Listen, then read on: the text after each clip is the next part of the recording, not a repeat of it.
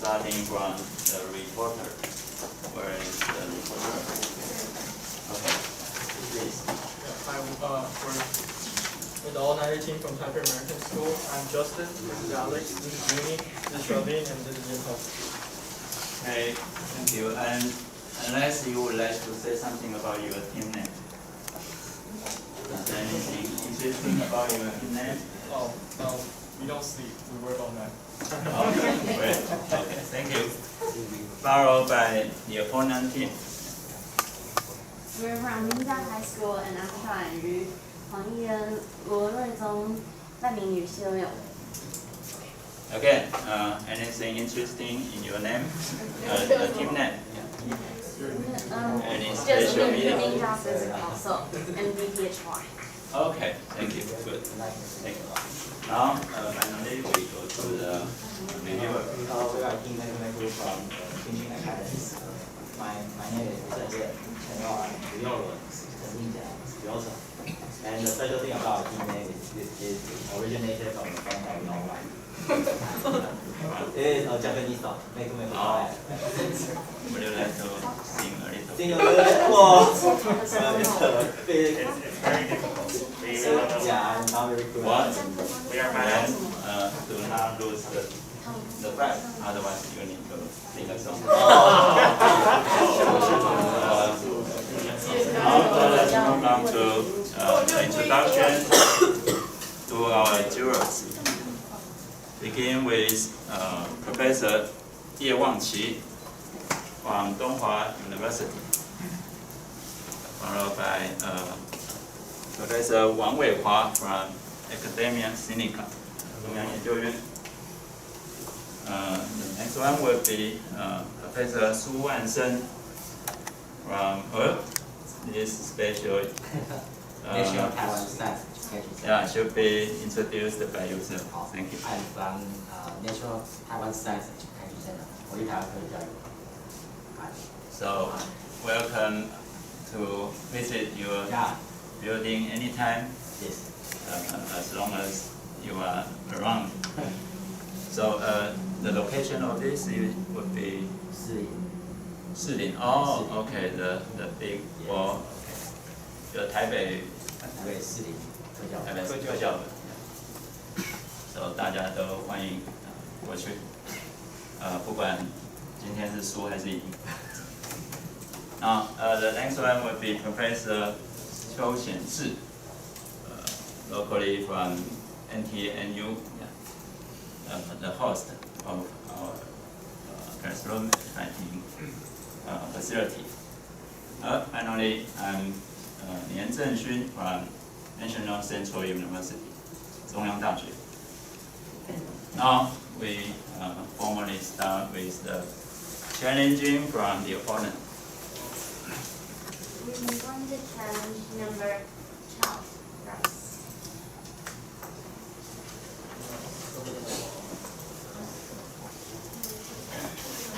Take your time for 1 minute or less. We would like to reject number 12, Rice Vinegar. Okay, no problem.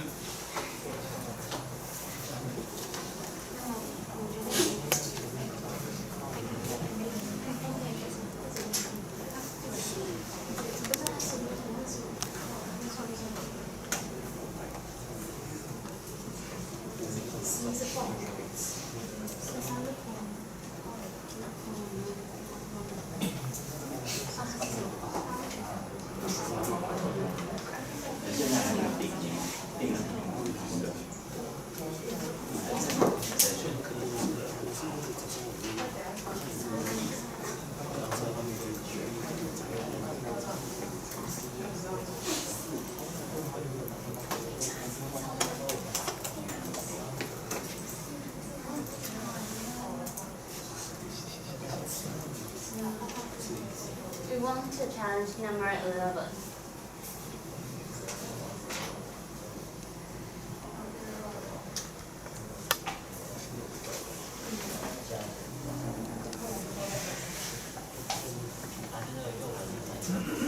We would like to reject number 11. Okay, take your chance. tense.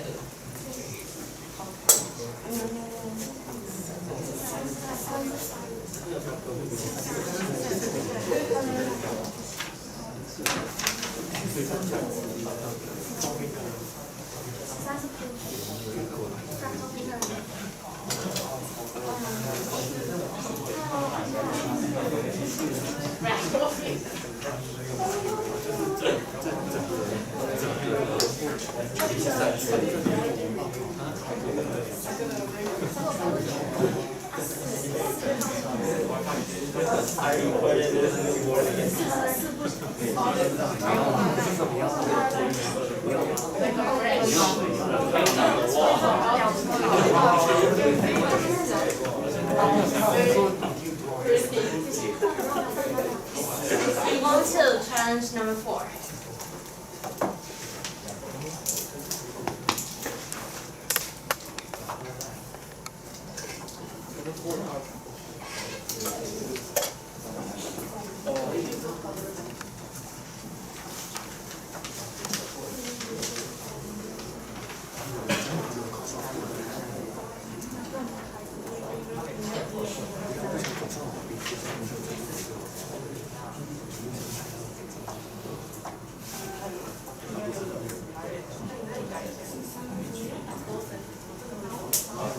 I would like to remind you that if you reject 3 times in a fact, then you will start being reduction of 0.2 for each rejection.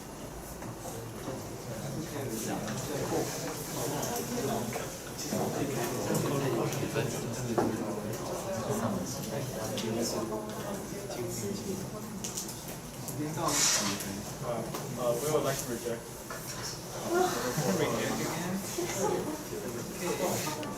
Okay. In any event, we will carefully calculate what point has been left for them. So, any other choice?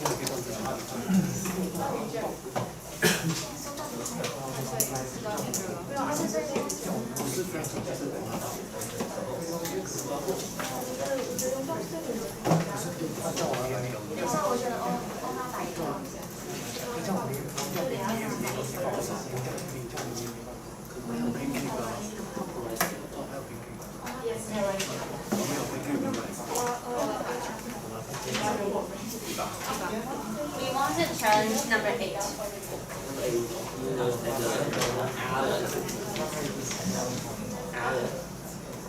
We would like to accept number 8. Good.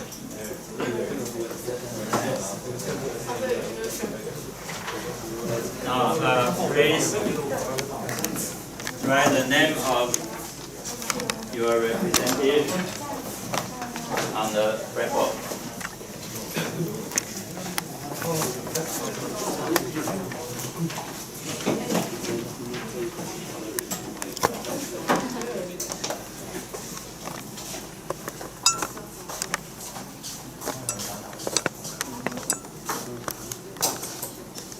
In the meantime, there will be 5 minutes for the reporter to prepare.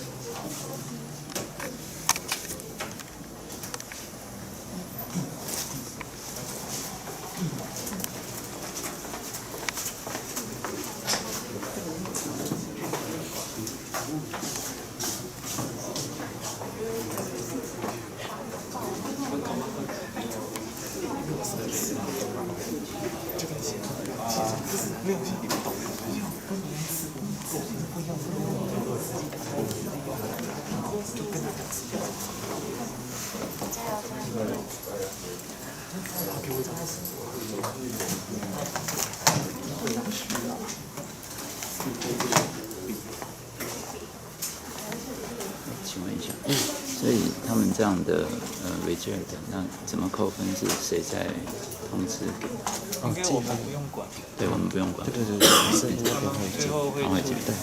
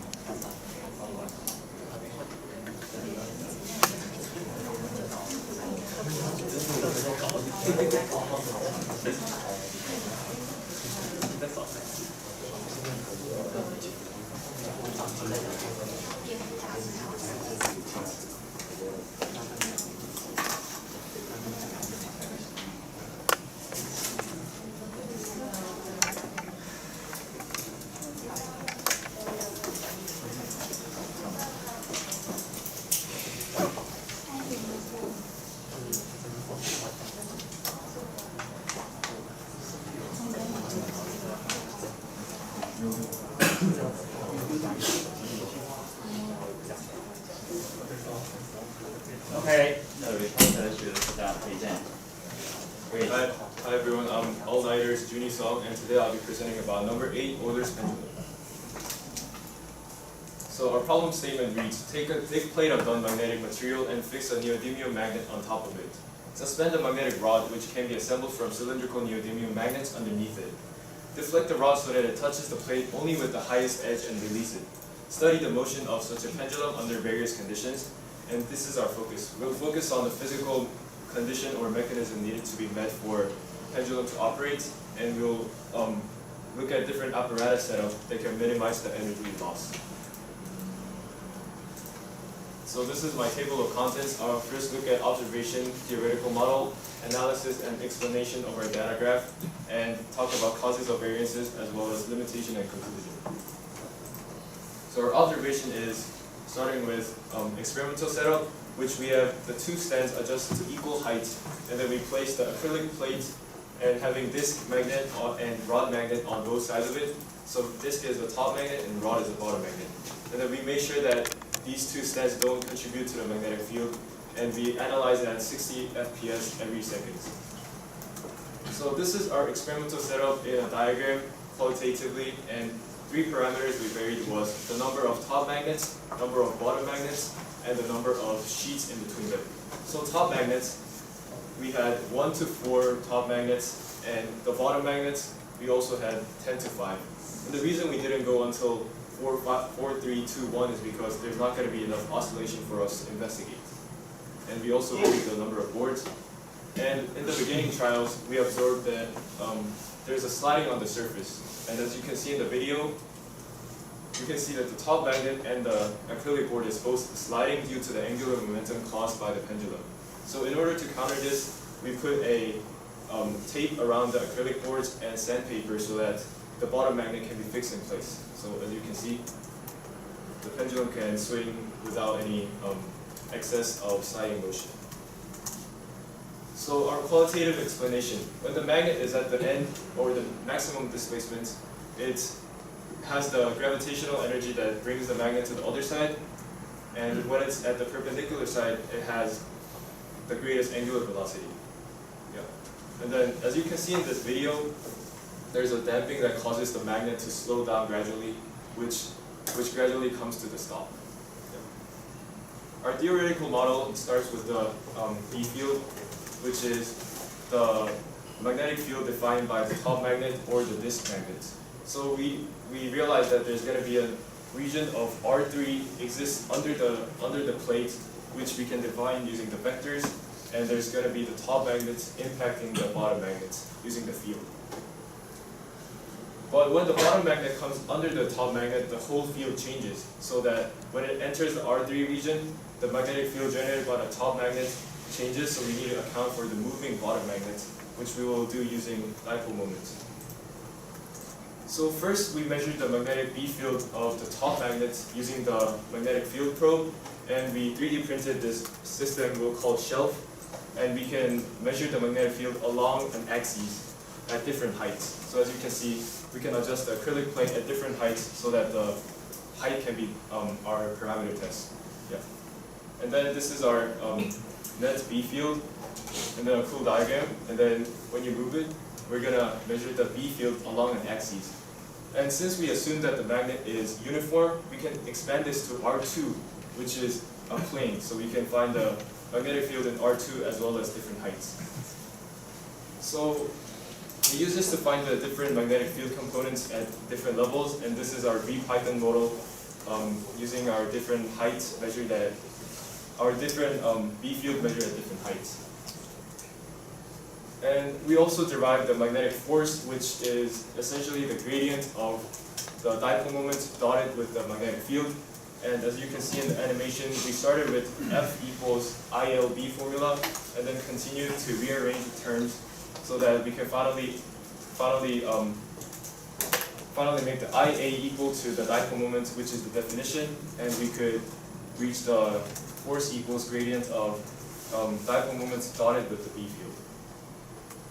Then next slide, we looked at the torque derivation as well. And as you know, the torque is angular equivalent of force. We can also use the similar formulas to easily derive the torque, which is going to be the cross product of dipole moment and the B field.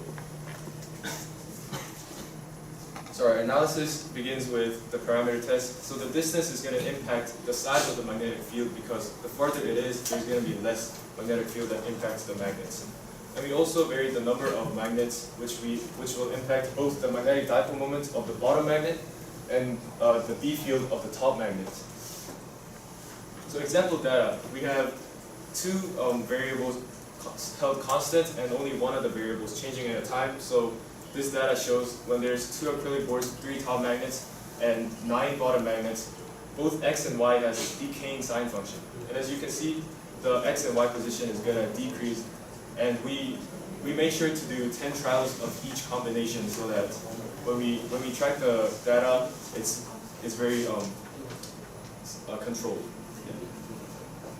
So since there is torque in both rotational body-centered frame, which is expressed here, and the torque exerted with the rod with respect to the lap apparatus, which is the whole rotation, we had to add those two components to find the final torque. And we also derived the magnetic dipole moment using the definition of B field using the magnetic dipole moment. So as we rearrange the terms, you can see that our final product is the magnetic dipole moment equaling to this. And we assume that r hat can be 1 at any time because it's only a unit vector and it indicates the location of the magnetic dipole. Yeah. So the graph shows the magnetic field on the y-axis and the distance from the end of the magnet on the x-axis. As you can see, we fit a over b plus x to the cube function because the distance cubed is going to be proportional to this, which we derived in the previous slide. So we let the yellow thing equal to the yellow and the green thing equal to green. So this way we can solve for the magnetic dipole moment when there's different number of magnets. And we also had the location of the dipole, which in the next slide you can see that the axis of rotation is going to be a linear line where we assume that the magnet to be a hollow region in space and the magnetic dipole is located somewhere inside the region. So the distance from the table from the last slide shows where the magnetic dipole is defined. And since our motion was in R3, we had to think of the moment of inertia in R3. So our I is going to be expressed in terms of 3 vectors, x, y, and z. And we derived this using the parallel axis theorem as well. We also used the Lagrangian and differential equations. So our Lagrangian is solved by the difference between the kinetic energy and the potential energy of the function. And when we take the gradient of this with respect to the theta dot, we can find the second order differential equation of the Lagrangian function. So our causes of variation, we have the torque calculation. And inside our Lagrangian U coordinate system, there's going to be a psi, which is a rotation of the magnet with respect to itself. And then we assume that the psi dot, or the angular velocity of that, can be 0.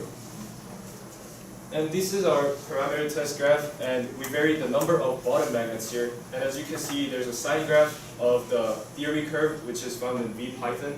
And the blue dots represents our data, which gradually decreases. But this one, it doesn't have the damp counted into our model yet. As you can see, the blue data sort of decreases. The amplitude decreases because there's a damp, but our model doesn't have the damp yet. So this one, I looked at a different period. So the first one with 1, second one with 2, and 3, 4 periods. So when we have more periods, right, our frequency is going to be 31.0, which is quite different from our theoretical frequency calculated using VPython. If we add one more period, the frequency is going to be 34.8. If we add one more, 37.5. And then if we have many frequencies, it's going to be approximately equal to our theory graph. Another parameter test was distance, which I mentioned that I varied using the number of acrylic plates. So this one I had one acrylic plate, and that one I had 2. So as you can see, when there's one acrylic plate, the force of attraction is greater, so the depth is very large. But when there's 2 layers, it's going to be more equal to the actual theory graph. So to account for this, we added the damp force, which is equal to torque equals negative damp constant times the angular velocity. So rearranging this and then putting into our torque net, we can solve for the torque equals I alpha, and then if we rearrange this, we can also find the alpha of data equaling to our Lagrangian model, our gravitational, and our damping motion. So as you can see, the red graph is symbolizing our Lagrangian solved in V-Python, not including the damping. And the blue function is our damping asymptotes, defined by e to the negative kt function. And the green function is sort of fitting between the asymptotes and is the closest to our model of damping Euler's pendulum. So given our function of a sine omega t, which is the red graph, we can find the damping using e to the negative kt. So for error analysis, we had blue as tracker data and black our second order ODE without damp, and red is under damp solution, counting with the damp decided in the previous slide as well, which is e to the negative kt. However, you can see that the frequency doesn't get smaller for the red one because there's a greater field distribution as close under region of the top magnet, so the magnetic attraction is going to be very huge. So our limitation is going to be the axis of rotation was not fixed due to magnet edge being not perpendicular to the surface, and there's going to be more energy loss as more contact occurs. So to counter this, we thought of a way to add a non-magnetic material in front of a magnet so that its contact point doesn't change. So our conclusion, overall motion, is that corrected version of the model represents the magnetic force of the Euler's pendulum, and the exact contribution sources of loss of energy cannot be computed separately because of the field that I showed in the previous slide. Thank you. Okay, thank you. Now there are 2 minutes for the opponent to ask a question, please.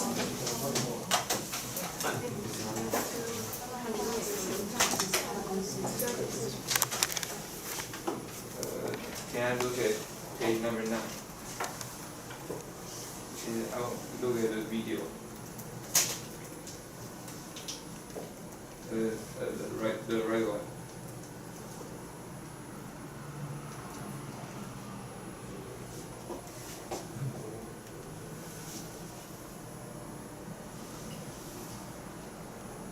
Can you show me the?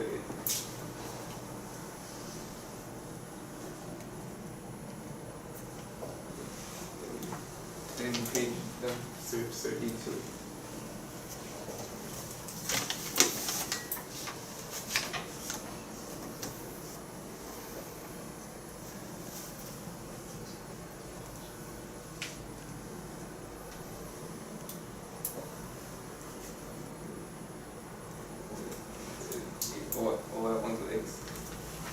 Okay, thank you. Now the opponent will prepare for 3 minutes.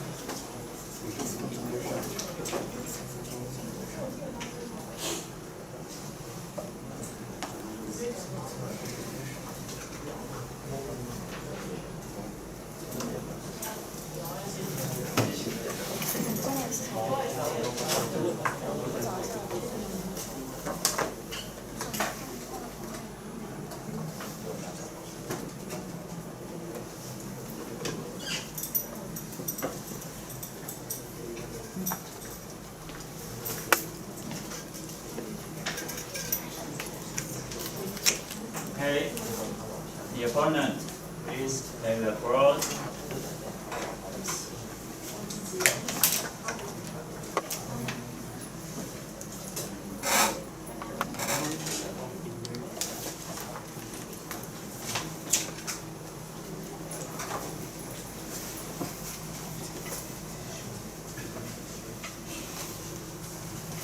I'm the opponent from NTPH1. And NTA is a problem statement. And other advantage is that there is explanation of phenomena and observation video and well-structured presentation. And our suggestion is that the more clarity of your formula and more explanation along your theory.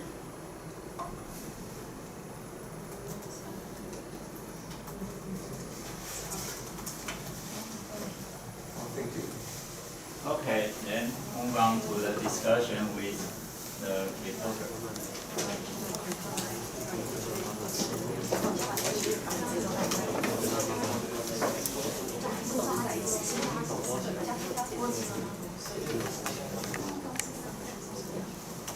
Go ahead. The first question is, do you use the moment of inertia? Yeah. And I want to see the formula. So we showed in the previous slide. Here. Oh, so this one we found using the moment of inertia with respect to the end of the magnet. So when we have a magnet with a mass of m and length of r, right? So with respect to here, we can see that moment of inertia is going to be I equals 1/3 of m L squared.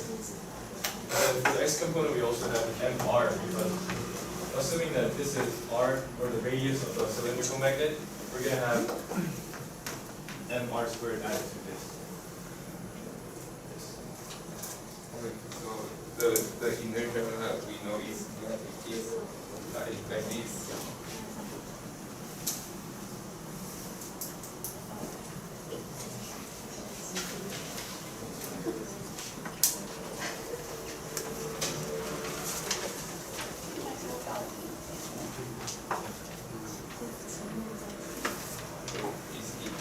So it's the same with equal to this. Okay, and the second question is, do you measure the magnetic force? Magnetic force. We calculated using the dot product of dipole moments and the field, and then took the gradient for that. Okay, that's it. So dipole moments, as you see in the previous slide with the graph, earlier, the yellow and green highlights. Go for it.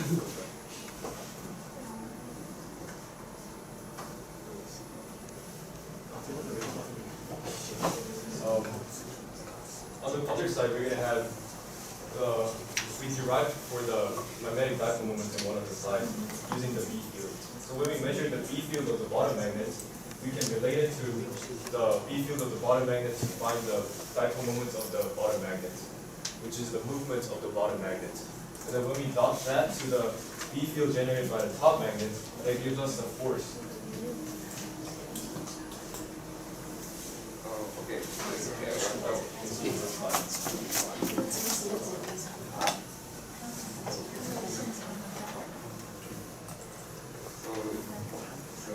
But I think the magnetic force will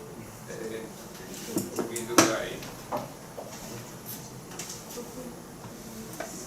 because you can use the radius and the length of your magnet, so I think it would look like.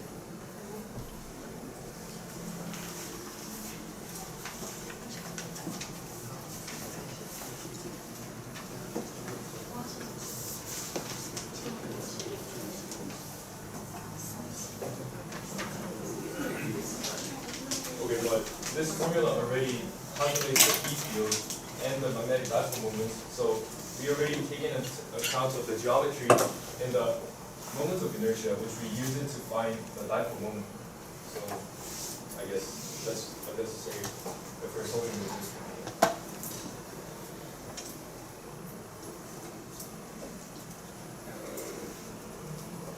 Okay. And do you try to use torque to get your magnetic force? Yes. And see how to calculate torque. Okay, so this is not in our presentation appendix. So our Lagrangian explanation, we previously derived that we're going to have the potential energy going to equal to, yeah. So when we take the partial derivative of this with respect to beta, we can get the function of, yeah. And then this is going to be the, which we also found in the previous slide about torque of the magnet. These Potential energy. I think each have gravity and magnetic. So this one we only calculated the torque, the potential energy of the magnet, and then later in the slide, before the conclusion, we said the torque, our net torque is going to equal to torque of the magnet, torque of the gravity, minus torque of the dam. So if we just account for this torque here, with this torque of magnetic, we can also put this one as separately, which, as you said, is going to be the torque of the gravity.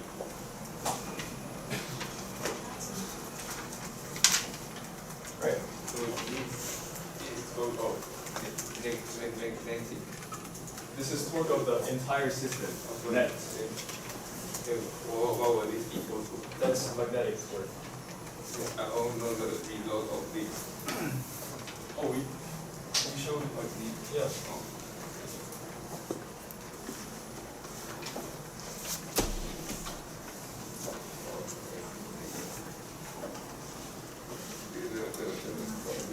we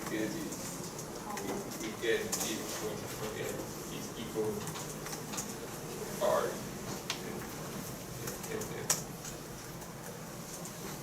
Yeah. And what your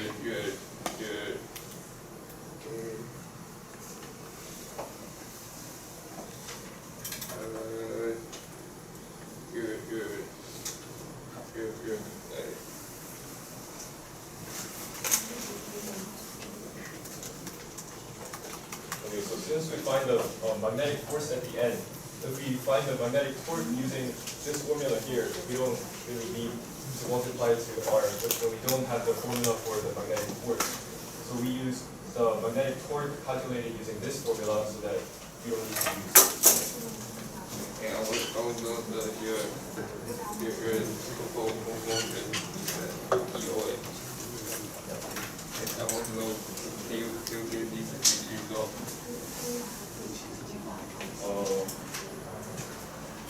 What do you mean by doing another?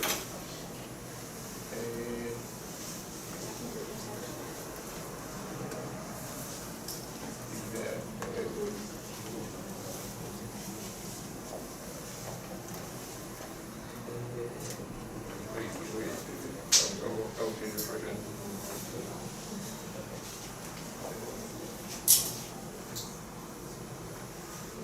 And can you show the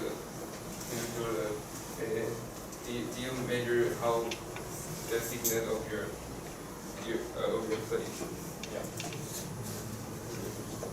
Was 3.75 millimeters.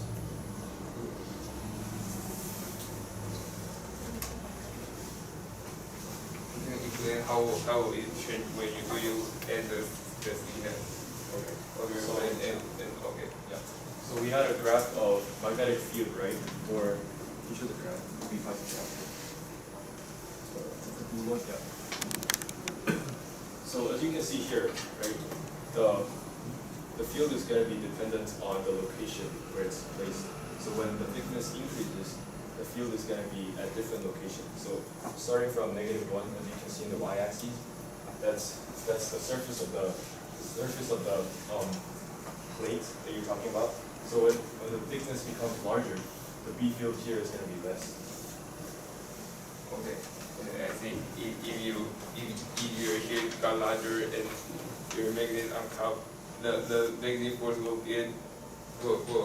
not effect this more and will be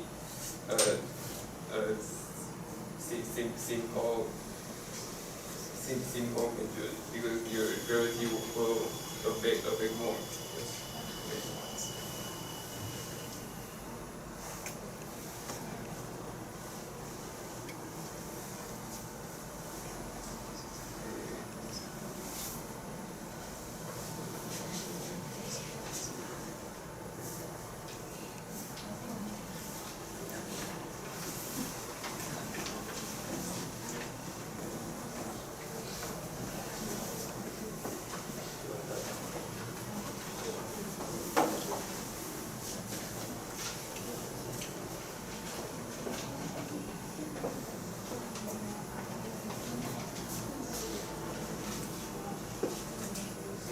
Do you get your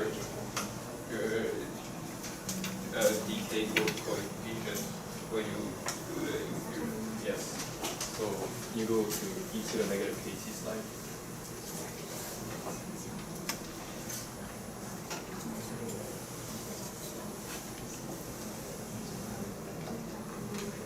So as you can see here, we determine the negative kt by fitting it with the function. And then I want to go to that one. Every time you hit the plate, when you're making hit the plate, and I want to know your decay coefficient. okay, so in the presentation, I don't think we included the decay coefficient, but when we have the data, right? Yes. And then we have a decreasing data like this. We can look at the amplitude here, like this, and then fit a e to the negative kt, which the decay coefficient you're talking about. So we can fit it and find the kt. This is and I think the period of these will go like this, and here I think will be lower.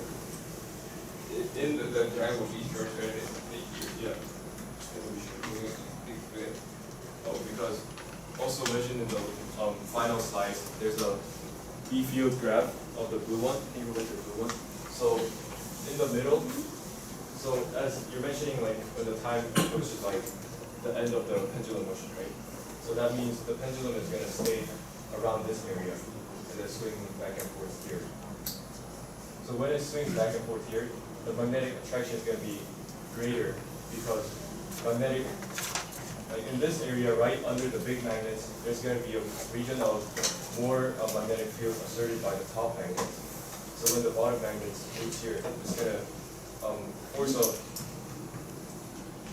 attraction is going to be greater. So the frequency decreases. So Okay, and I think if your length in the bottom and on top is not the same, I think you can use these to solve your magnetic force. Because you're not the same magnet.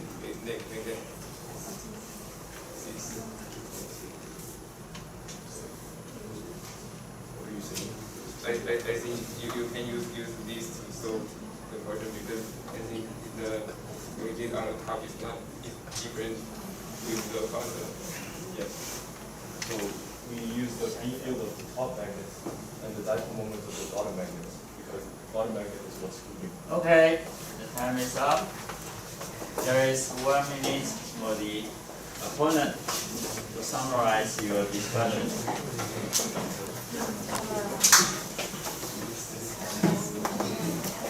The opponent.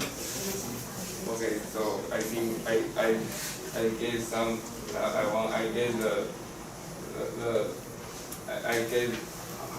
know how to calculate the magnetic force and it's not the same but I think I get some answer that I need.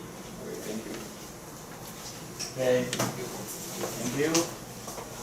There are 3 minutes for the reviewer to Okay, so address the question. reporter, can you please tell us about how you release your magnet? Oh, so it's also in the appendix. Can you go to the last after? Yes. So we had a system that's built so that the ruler is attached to a motor that moves in a constant velocity, and then it gradually initially holds the magnet, and then when it goes over the magnet, it's gonna release the pendulum to start swinging. Okay, so do you think that the release angle of the magnet is a parameter that we should discuss? Yes. Okay, so, It will be the initial condition of our second order differential. okay, what do you think? I think you can just read it coming out and Okay, thank you. Can you please explain what is the difference between this experiment's pendulum and a normal pendulum? So normal pendulum, we usually assume it's simple harmonic motion, and this one it also has like the changing axis of rotation, where the normal pendulum it has a fixed point, but this one, because the magnet is making contact at perpendicular angle, it changes the axis of rotation. Okay. What do you I think it's not the same because if you guess your place gets in the more sick and you can do as a normal pendulum. But if you're not sick enough, you will get magnetic force and your pendulum will be denting. Okay, thank you. Could you please turn your PPT to page 20? So why is there your wave is it was small and then it turned? So initially, this is also related to the question you asked about initial release angle. So depending on the initial releasing angle, the Y motion can be varied, so that we tracked 10 of the same combinations to match that. This is always not the case. So we started analyzing when there's the maximum amplitude. Okay, thank you. And can you tell us how did you calculate the damping coefficient? As we mentioned in the discussion, we had our damping function plotted with this one, and then we looked at the amplitude, the maximum amplitude, and then we fit a e to the negative kt function so that we can find, and then we multiplied that e to the negative kt to our sine graph, which is shown in the green graph. Okay. There are 2 minutes for the reviewer to prepare.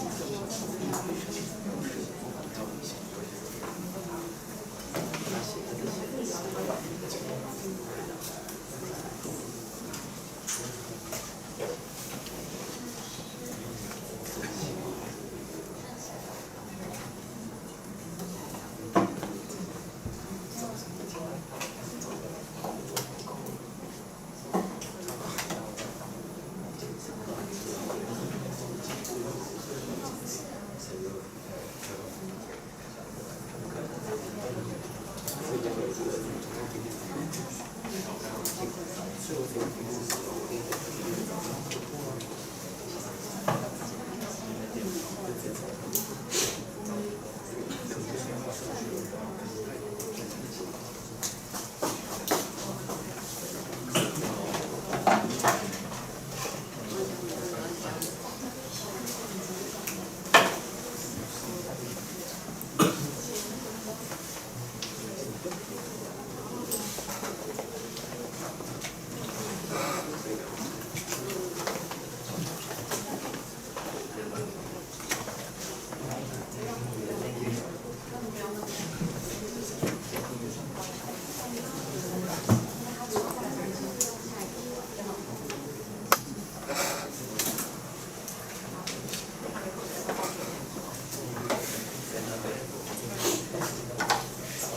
is up. Now, the reviewer, please. Hi, we're Team Megway. Today we're going to be reviewing a humorous pendulum.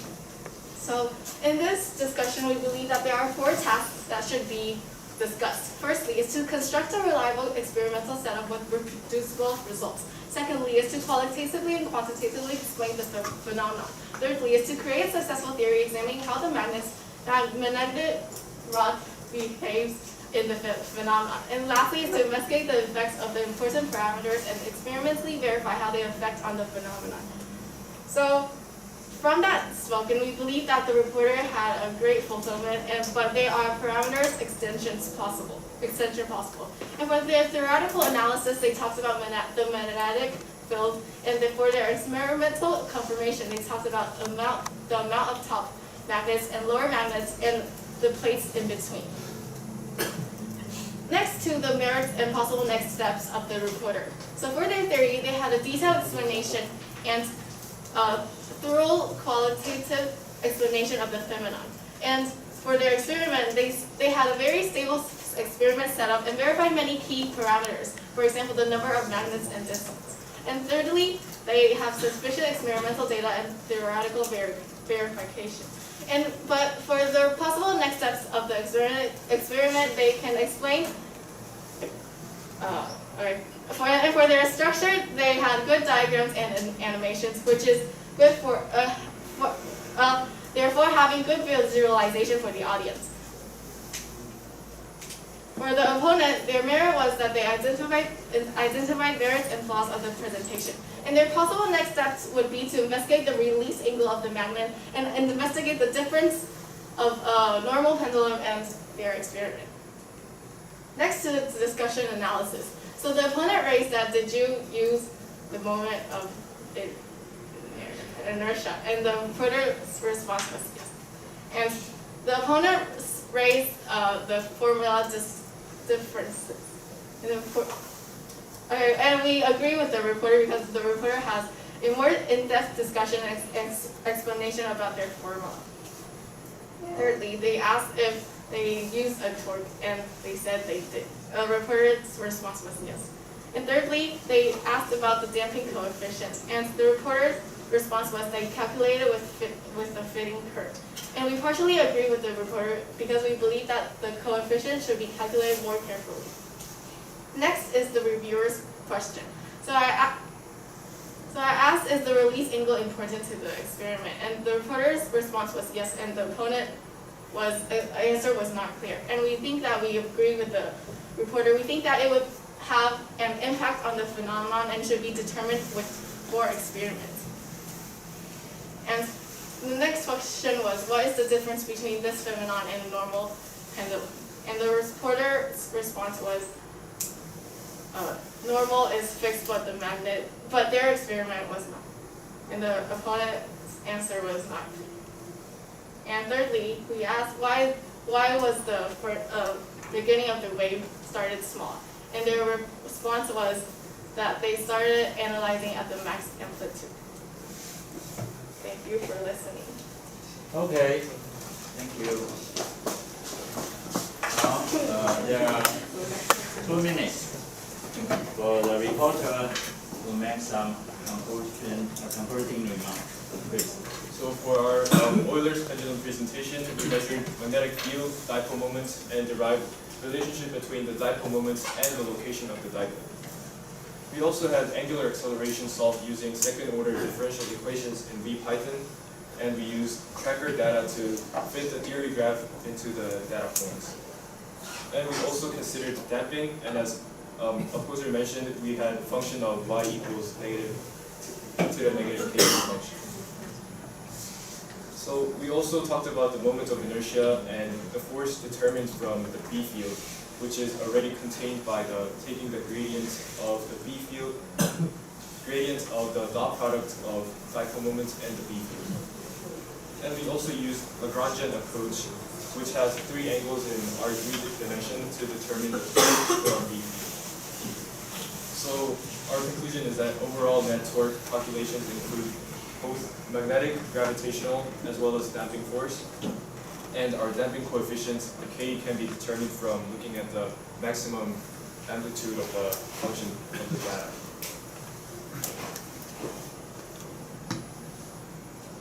See? Okay, thank you. Now we have up to 5 minutes for the viewers to ask the question. Please. I have one question for the reporter. I think you have mentioned frequency from experiment, right? How did you obtain frequency in experiment? What did you say?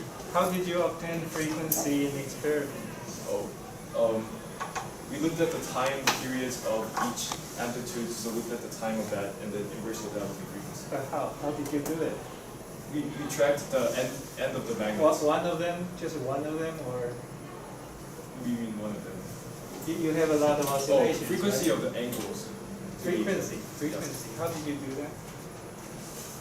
You have a lot of oscillations, right? Yes. How did you obtain the frequency? We had a graph that shows the frequency or the period is getting. Where? So at the end.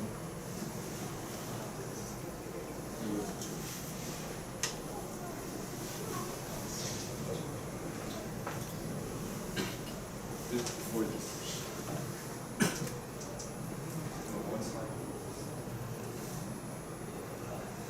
Yeah, so here you can see the blue graph is our data, and this term is greater than the term when it's here, so that we can determine the frequency is getting smaller. So how did you, but you only get one number, right? In your presentation, you only say one number when you are comparing with your prediction. How did you get that number? Which number are you talking about?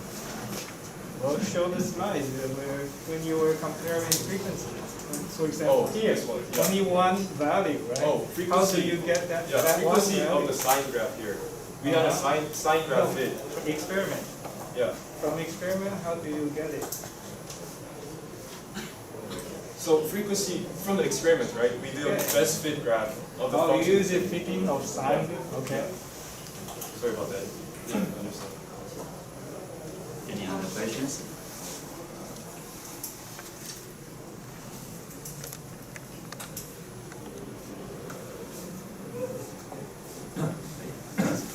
Question for the reporter. So, the reviewer asked you about the damping coefficient. Like, how did you calculate it? So, did you extract from the experiment or you calculate? From the experiment. Oh, from the experiment. Yes. Oh, okay. Okay, because you didn't say that straight out. So, okay. Okay, thank you. Any other questions from the viewers? If no, we will catch up our progress by taking 10 minutes break right away. Thank you. This works.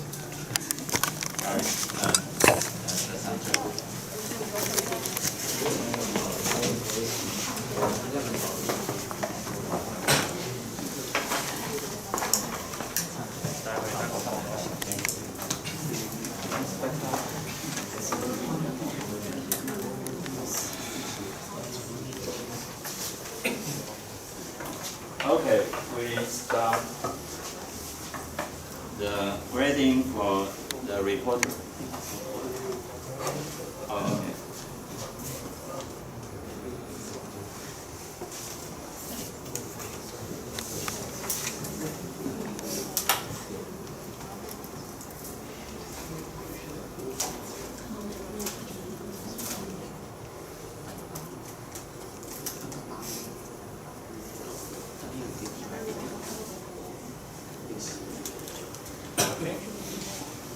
Okay.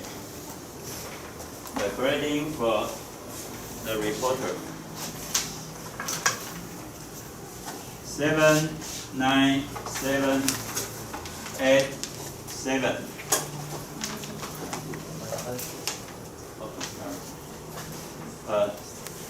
Restart right away. 6, 9, 7, 8, 7.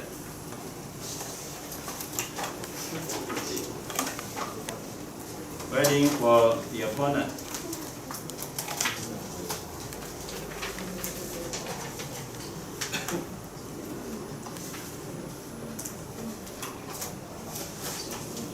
Four, 3, 5, 5, 4. Waiting for the reviewer.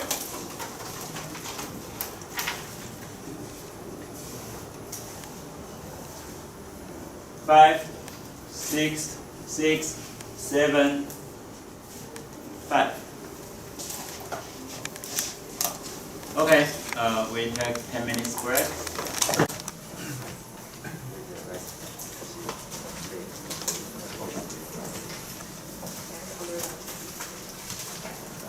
Five minutes for the reporter to prepare.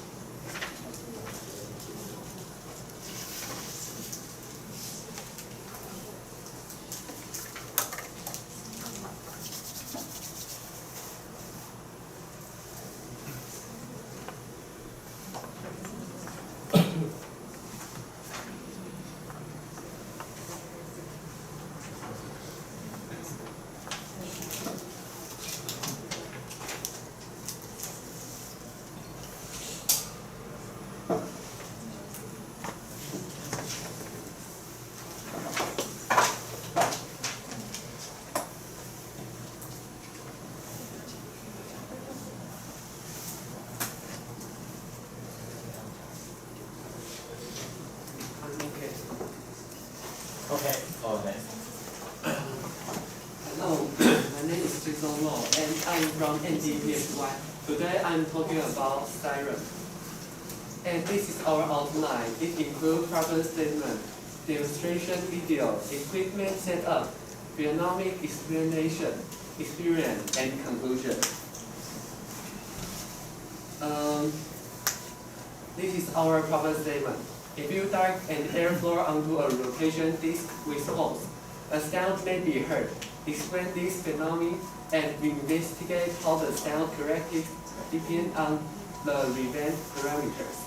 And our main focus is relation between rotating speed and frequency, relation between quantities of holes and frequency, relation between different distance from center and frequency.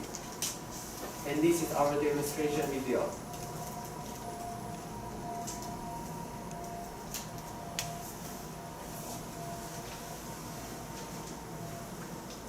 And this is our experimental equipment. We use a holder to fix the optical disc on the motor shaft. Then use a CD with 16, 32 holes and different distance of the center. Use the air duster to make the airflow, and use a motor to help us spin the CD. To do this experiment, first step is to place a disc onto a holder. Next, contact holder to the motor. Third, place the duster near the holes of the disc. Then, turn the speed controller, which is used to control the speed of the motor, on. Last, use our cell phone to observe and record. And this is our experiment setup. And this is our theory. We presume the frequency of the airflow equal to omega multiplied by n. Omega is the rotational speed. N are quantities of holes, and the frequency of the airflow is equal to the frequency of the sound. So the frequency of the sound is equal to the omega multiplied by n. Here comes the phenometric explanation. In this picture, here you cannot detect any airflow from the other side of the CD, and here means you can detect the airflow, and the airflow will make the CD vibrate. Then the CD will make the air vibrate, and that is the reason why the sound is made.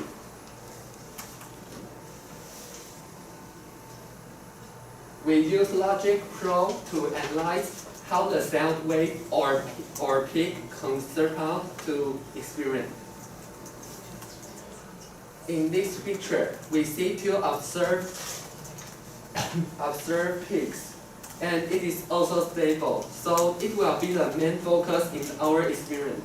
And these other waves are the noise of the motor.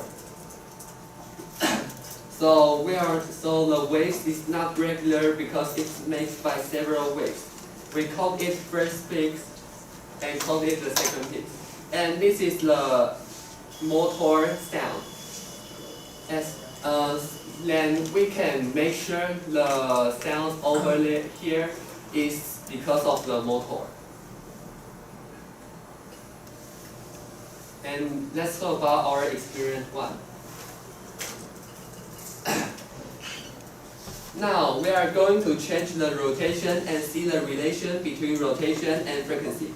In experiment 1, the dependent variable is the quantities of holes. Independent variable is the frequency. So our theory, the frequency may be 32 multiplied by n. And here are our experiment data. So from the chart, we can see that the slope of the second peak is similar to the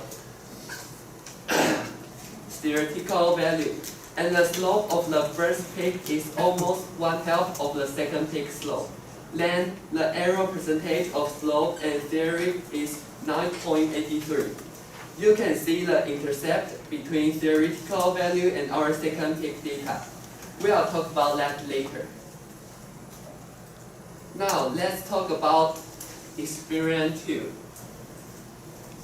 In this experiment, we are going to change the number of holes on the CD. So it will be an independent variable, and our rotation speed will be the control variable. In our theory, the frequency and the number of the holes should be positive correlation. And here are our experimental data.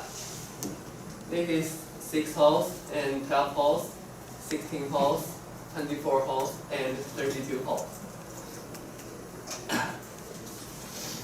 After our fix, this is our experiment value and theoretical value.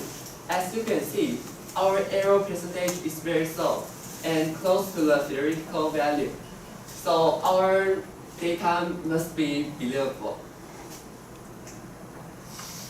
Because the slope of the second peak is similar to a theoretical value, so it will be our main discussion object. And the frequency and the quantities of holes is a positive correlation. The slope of the second peak fits the theoretical value slope, and this error percentage is very small. So our data seems to be believable. And let's talk about our experiment 3. In this experiment, we are going to see how the distance between holes and center influences the system. We are going to test 3, 4, and 5 centimeters. And our dependent variable is also the frequency. And this is our data.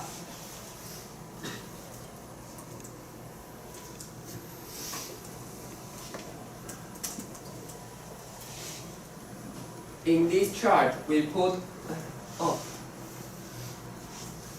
and slope, as you can see, the slope are 16.973, 16.857, 16.135, an average of 16.66.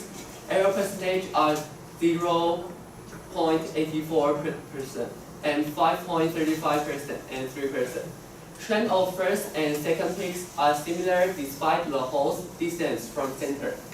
Hence, no correlation between distance from center and frequency. Now we are talking about the intercept.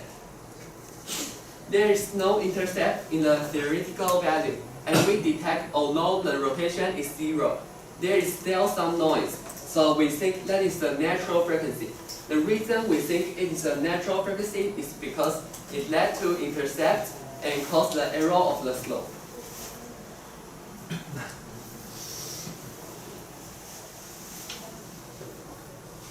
In the front, our function is x of t equal to a sine omega t. And this is our original expected waveform. But now we do some correct and we get this formula. We can use this formula to do the correction of our data. And when omega is equal to 0, the formula also can use to prove that the noise we heard is the natural frequency.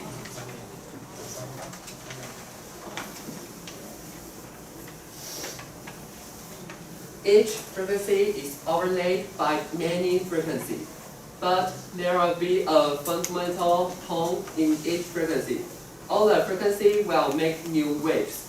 That is why the waveform is not regular, and the period is affected by the distance between each hole. We plug the natural frequency to the theoretical value and renew our theoretical value. Also, our theory will turn to frequency of the airflow equal to omega multiplied n plus natural frequency, also equal to sound frequency. And this is our correction data. As you can see, the experiment value is highly fit the theoretical value.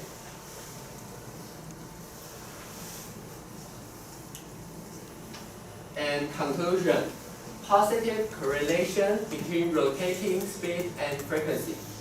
Positive correlation between quantities of holes and frequency. Uncorrelation between distance toward and center and frequency. under high rotation speed, experience value is close to the theoretical value. Second peak value better fit theoretical value. And prediction of theoretical value is correct.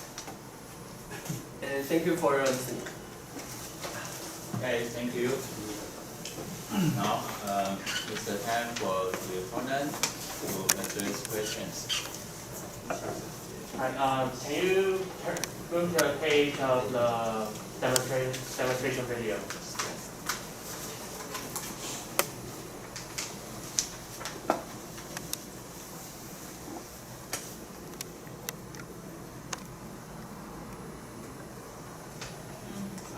Yeah, can you play it?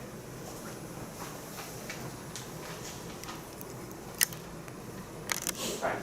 So in the video, we can see that the disc in the video is wobbling quite severely. Like, how would you how big of how much of a interference is this wobbling to your result? Can you repeat again? Like the disc in the video is wobbling, as you can see. So how much is it? How much of a difference does it make?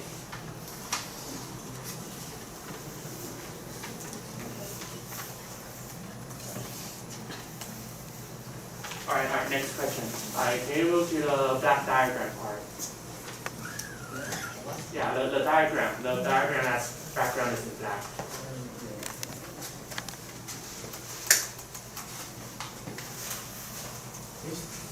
No, the diagram, the picture of the diagram. The next one. Yeah, this one. Yeah, can you explain what these diagrams are about? Because we can't really see anything. It is just show the analysis, what the analysis actually we use. So this is a diagram of an example of the application you use. Just the kind of, just the Time is up. 3 minutes for the opponent to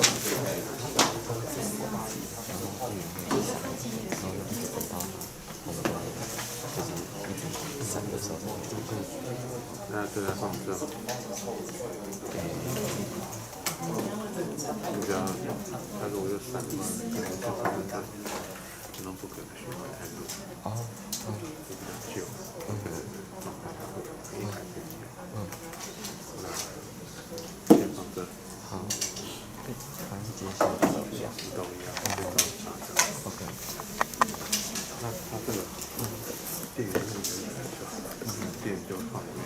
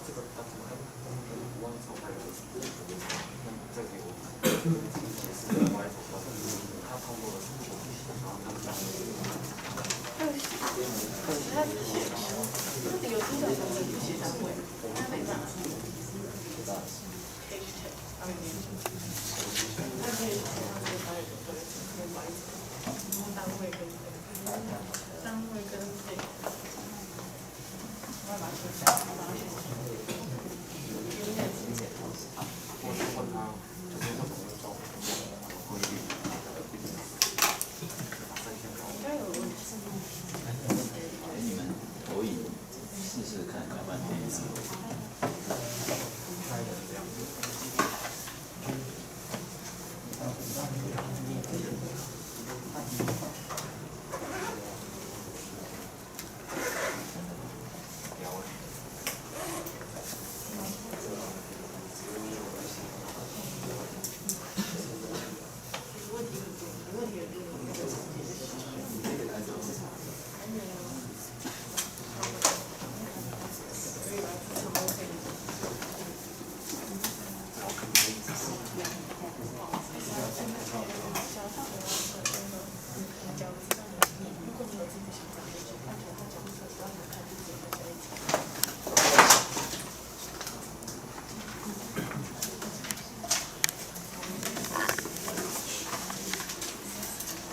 Okay, please start your presentation.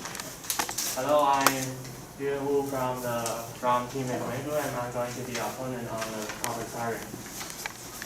Right, so this is a problem statement, and in the experiment, the reporter, they are focusing on the speed, the speed of the quantities of the holes and the distance of the holes toward the center. And in the observation, they observe the frequency of they observe the frequency of the phenomena of different parameters, and they use the airflow and the sound frequency to try to explain this. And in the data analysis, they analyze the speed of the rotation, the quantities of the holes, and the distance between the holes and the center. And finally, they discovered there is a positive correlation between the speed, the quantities, and the distance. And there's no correlation in the distance. Right. Here are some pros and cons of the report. Pros, they have a good phenomenon observation, and they have good theoretical considerations. But the cons is, firstly, they lack explaining their data analysis. Like a lot of their diagrams are just skipped over in less than a second. And also they have an unclear formula and an unclear chart. Okay. So these are the questions I would like to discuss on the rally discussion. And including it and yeah. So first is the distance of the holes. And second, the size of the holes and the nozzle, and also the airflow, and also the thickness of the disc, and the turbulence, and finally the shape of the hole. These are some of the questions I would like to discuss later. Yeah, go ahead. Please give the sketch. All right. First, I would like you to turn to page number 10.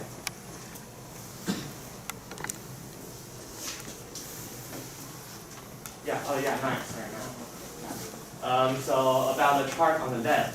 So what is the value of the chart? The x-axis and the y-axis. Like what are the values? The units, yeah, the units. Here we cannot detect any airflow, and here I can detect the airflow from here. So what is the unit? What is the unit of the x and y axis? This is the waveform we think at the beginning of our experiment. Okay. Right. So another question. Does the size of the holes and the nozzle of the air flow string matter to your result of the experiment? Do you say the size of the hole? The size of the hole and the size of the nozzle. What is the nozzle? The place where the air flows out. We think it is not effect in our experiment because according to our formula,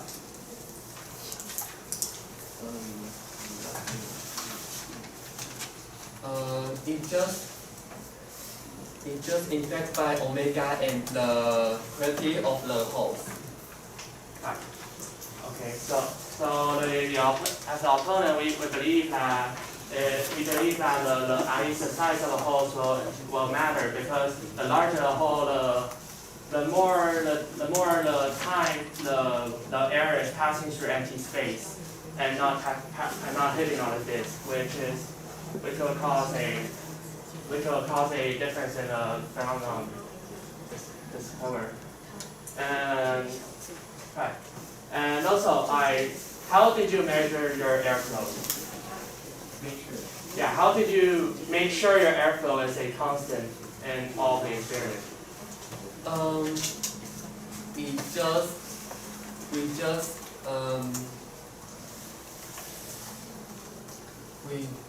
just use hand to find if any width is through the No, hole. I mean, how are you sure that every time when the air goes out of your nozzle, goes through your hole, it's the same amount of air coming through?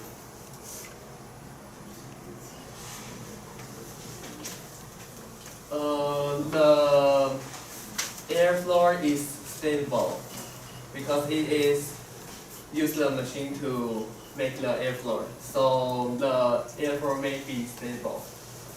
So each time it through the holes, it may be the same. Okay. Do you think the thickness of the disc will change the result of your experiment? The thickness, how thick the disc is? No, because according to our formula, it is not effective. Well, as our opponent, we think that the thickness is one of the factors that could interfere in the result of the experiment. So,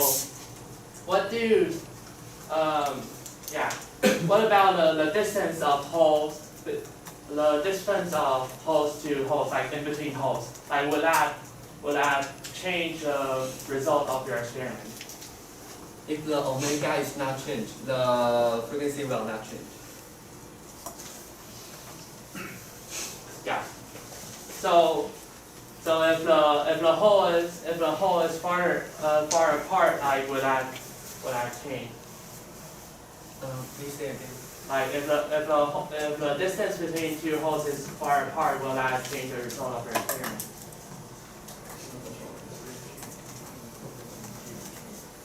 I think if the omega is not changed, the frequency will not change.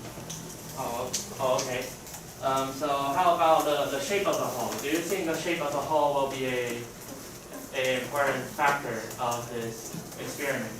No, because in our formula we just the quality of holes affect the frequency.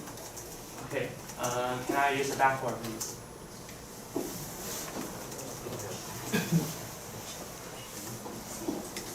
So as the opponent, we believe that the shape of the holes could interfere with the result because, for example, let's say the holes looks like this, and if we change the shape of the holes to something like this, then the amount of air going through will change, and we think it will result into a different it will result into a different result. But the why it makes the sound is just because the airflow will break the disc, and the disc will break the air, so that we can hear the sound. So I think it's not affecting our experiment.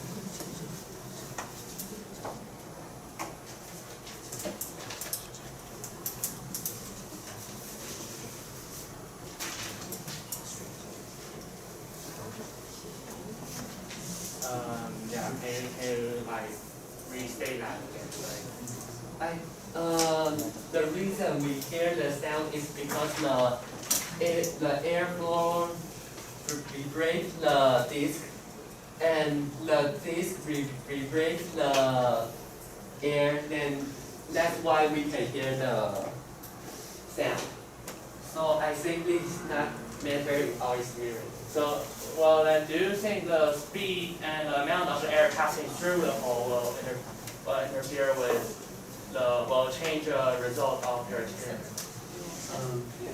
Like the speed of the air passing through and the amount of the air passing through your hole, will it change the result? If the omega change, the frequency will change. So you mean even at a faster speed or at a higher amount of air, the result will change? If it's higher rotation, the omega will change, so the frequency will be not the same. But this theory only works if everything else is the same. So what I'm asking is if your speed the amount of air passing through doesn't matter. Like at the same speed, if the distance at the same speed and it has the same width. So if there are more air passing through at an instance of the time, will affect the result. So you mean the more airflow through the hole? Yes. The airflow is unstable, so it will not be the. No, I asked if there is a more airflow. I think it will not change. Why? Because in our formula, you just divide by omega and the density of the hole. Okay. So what do you think caused the difference of the sound? What do you think caused different sounds to create from different experiments? The difference in the sound. Do you mean how to make the different sound? Yeah. What do you think caused the different sound? I think if we don't use the disc, we use the other that is round and other material, the sound will change.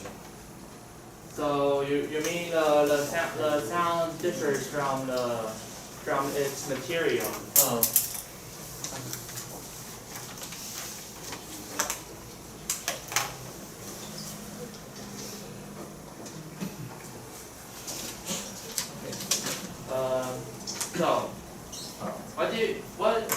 what do you think will happen if the holes aren't equally distributed? What? If the holes aren't equally distributed, like evenly placed at a same gap in between each other. We don't experience that. Right. Like if holes are too close and the air pass through two of the holes at one time, do you think it will change the result of your experiment?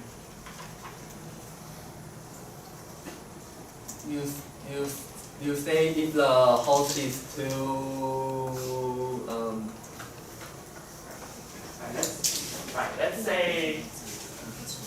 let's say there are two holes like this, and the air flows from here to here. Yeah, so the air passes through two of the holes at the same time. So what do you think will happen at this circumstance? You say if the hole is healthy. Yeah. And it will affect the. Yeah, well, that's a I think it will not, because it is just about the properties of hole.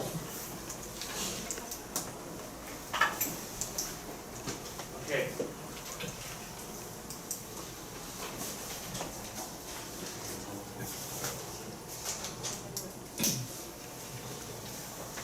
So that's the end of my part.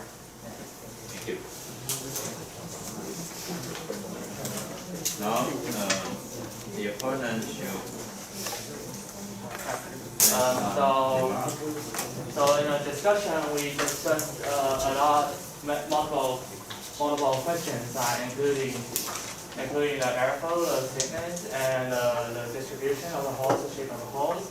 Yeah, and in the discussion, the opponent I have used many different kind of possibilities to ask if if there is a different kind of requirement or a different kind of condition will change. But the reporter, they continue using the same formula that under these circumstances, under these same requirements to try to explain the question which I asked, which is not in the same, does not have the same requirement as their answer are. Okay, time's up. Now it's the time for the reviewer to ask a question to both of them. The first question to the to both of you guys. So do you think that the amplitude is an important characteristic of sound? Can you repeat again? Do you think the amplitude of sound is an important characteristic of unit testing? The Amplitude of sound. So how loud is it? we think Yes or no?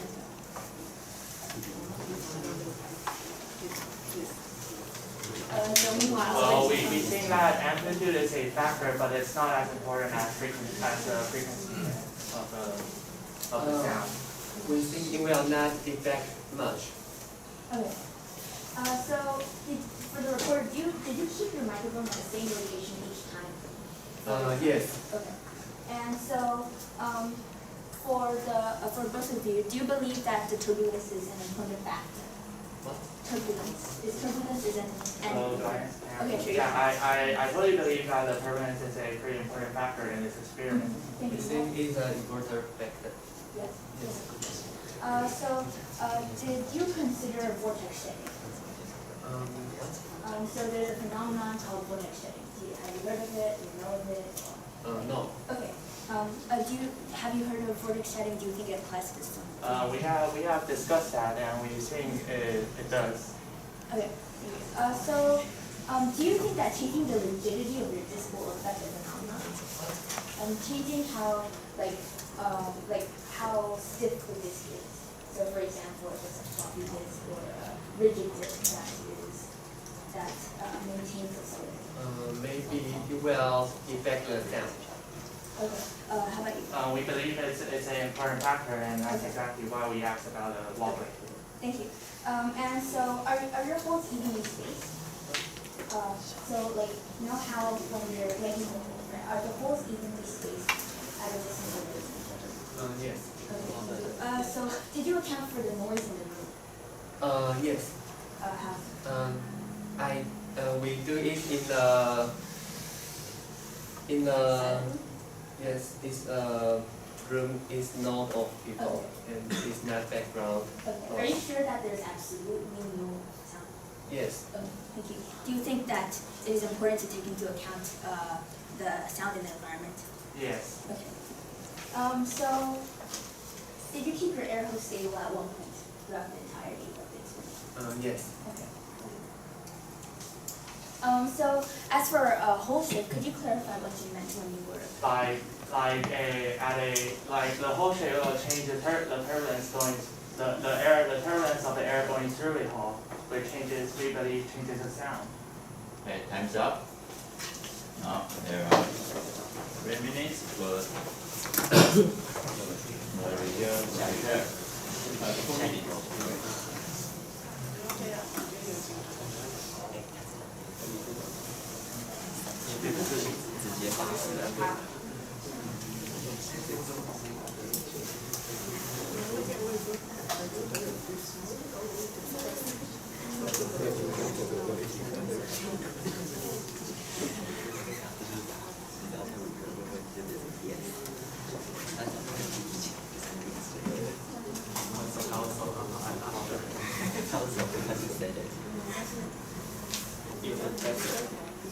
2 minutes.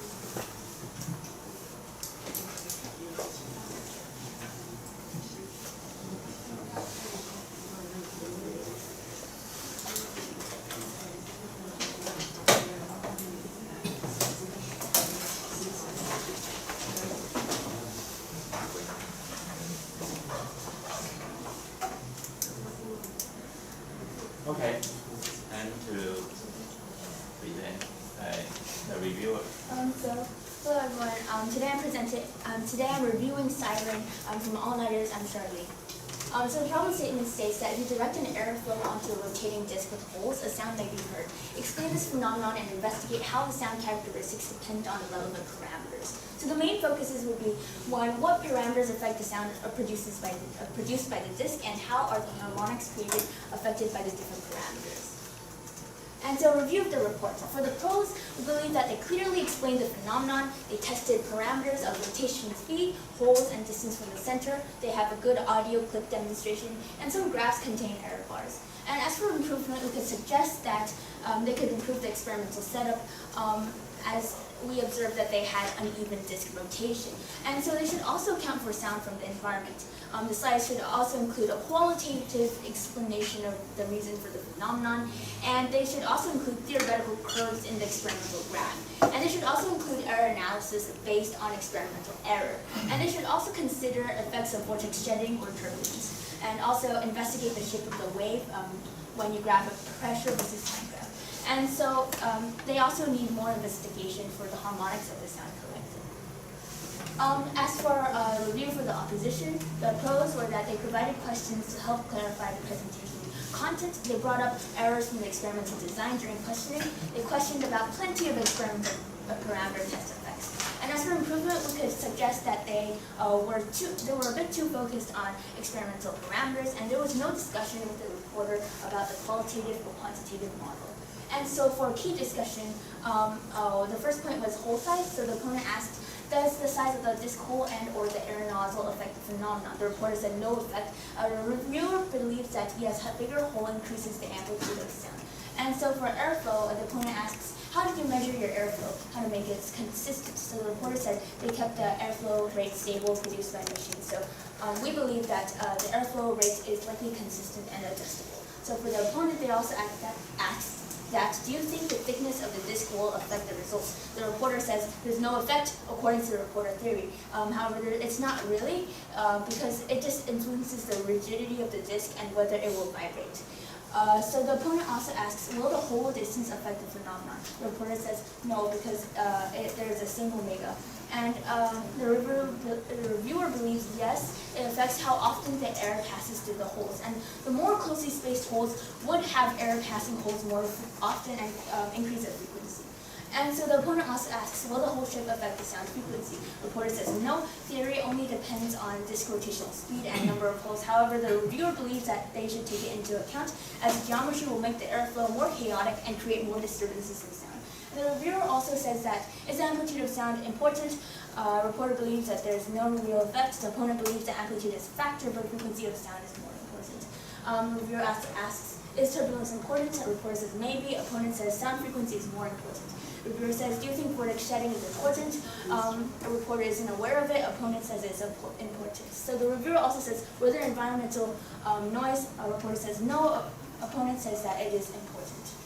So for points missed, we should get a pressure versus time graph, as sound are based on vibrations of the air. And so vibration changes pressure. And so we can look at the shape of it and see how different parameters also affect affect the pressure of the sound. And so they should also account for vortices and vortex shedding. They don't provide derivations for the Reynolds number.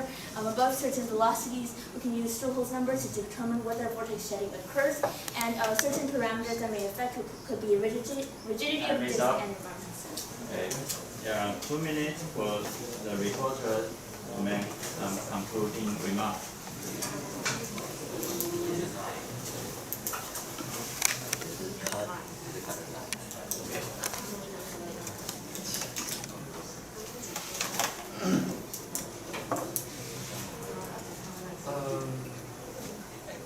In my concluding remarks, I think we should think our experiment set up again. We should take the holder tighter and make sure the CD will not shake, and to make the formula and chart more clearly. And where lack of explanation, data and light, and do more experiments like the thickness of the disc. And we should include the error analysis and should account the sound from our environment and the theory formula. Thank you. Okay.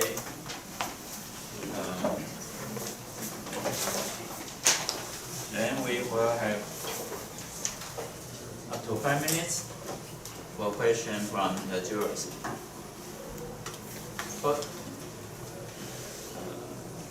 Please. Yeah, the reporter, can you show your data of frequency again?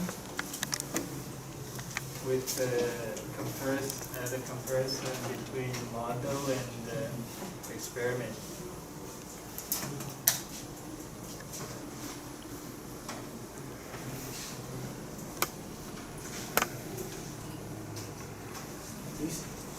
Okay, this one, and okay, fine.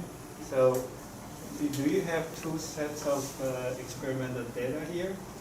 And this is the second peak, and this is the first peak. And this is the theoretical. What do you mean second peak and first peak? And this is the second peak, and this is the first peak. Where? I don't see it. This is I don't see anything here. This is the first peak. Here. This is the first peak, and this is the second peak. Thank you. And can you show the last one again? Last one. When you last one. Yes.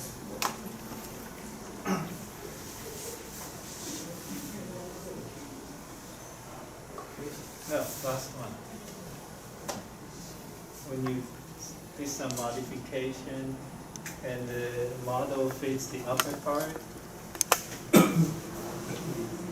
The last one, last data.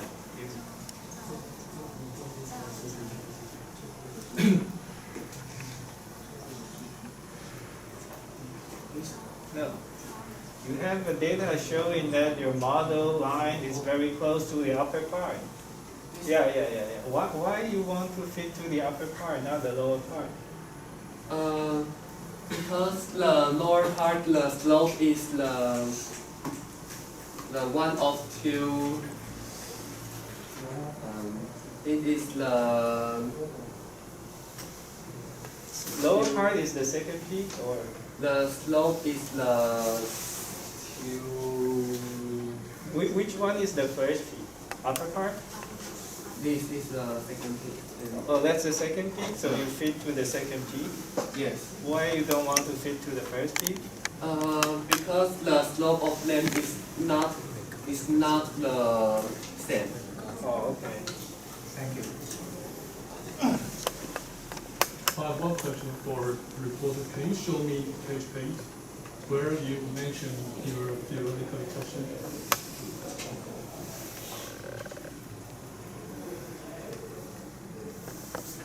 Yeah, this one. What's the unit of your F? The unit. The F is the frequency. Yeah, the unit. What's the unit? It is HC. What? Hertz? Yes. But on the right-hand side of the equation, you have angular velocity, right? Yes. The number of holes is dimensionless. This doesn't work. Do you agree with me, the reviewer and opponent? Yes. So, you are right? This is not going to work anymore.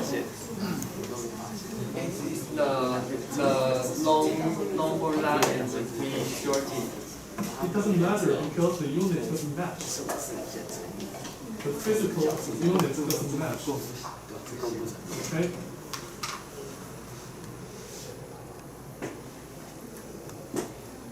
Any other question from the jurors? If no, I do have one to the opponent. For those which the reporter declined about any inference, such as size and so forth, what exactly in your mind to have any inference at all? Yeah. Well, Say,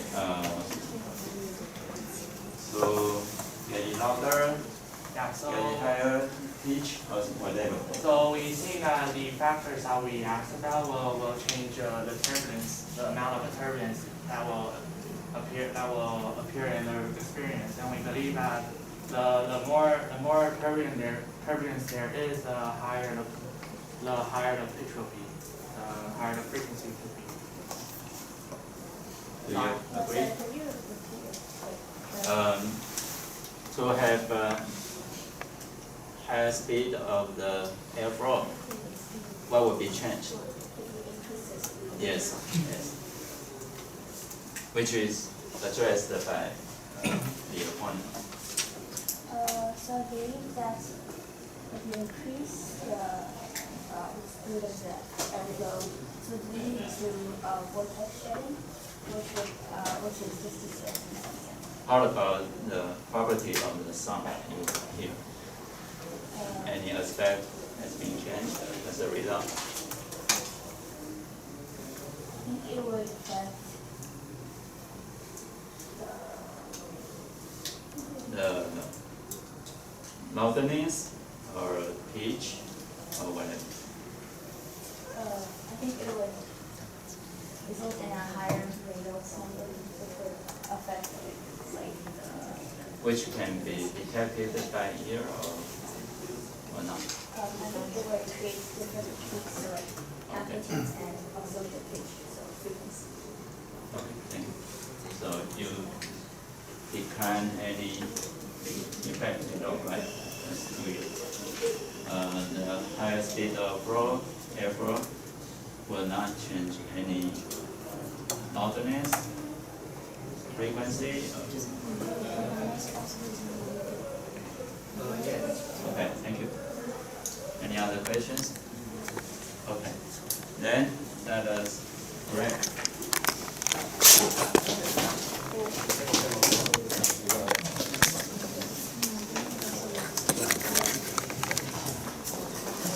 没关系，我们等下用就好了。抱歉。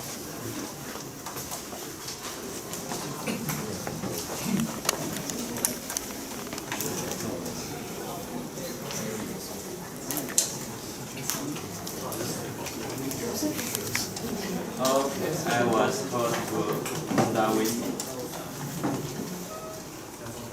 first about the recorder. 6, 4, 5, 7, 4. Followed by the grading for the opponent.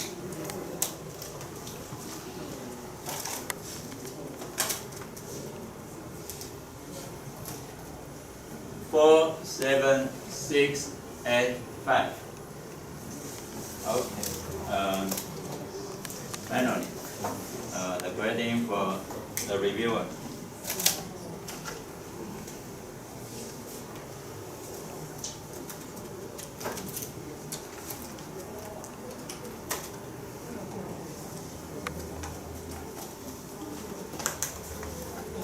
Seven, 7, 7, 9, 8. So is there any comment that you would like to share?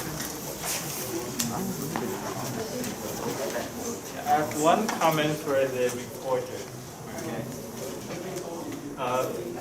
For a scientific discussion, the importance is the science.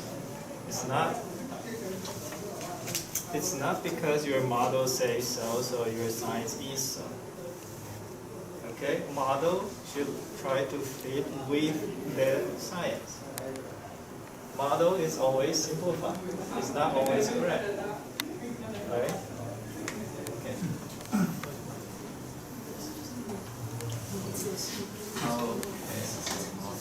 Yeah, my personal comment on the opponent would be, well, I will talk a little later. Okay. Now let us take a 10 minutes break. No, reject.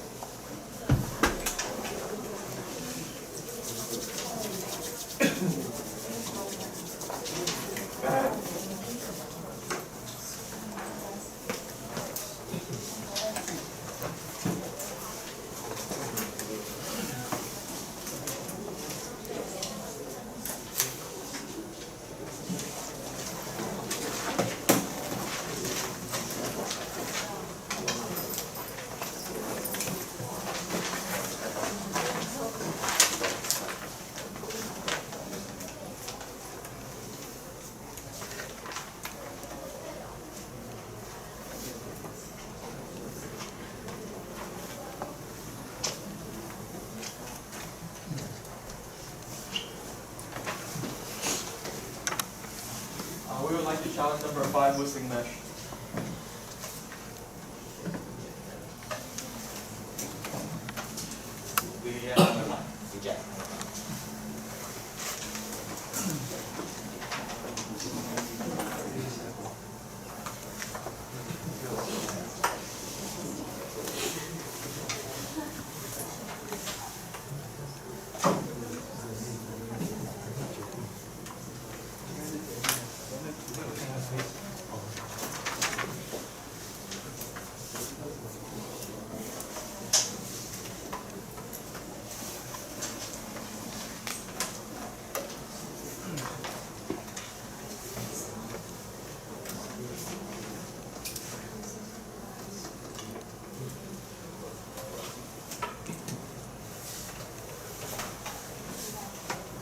We would like to challenge number 9, oscillating scoop.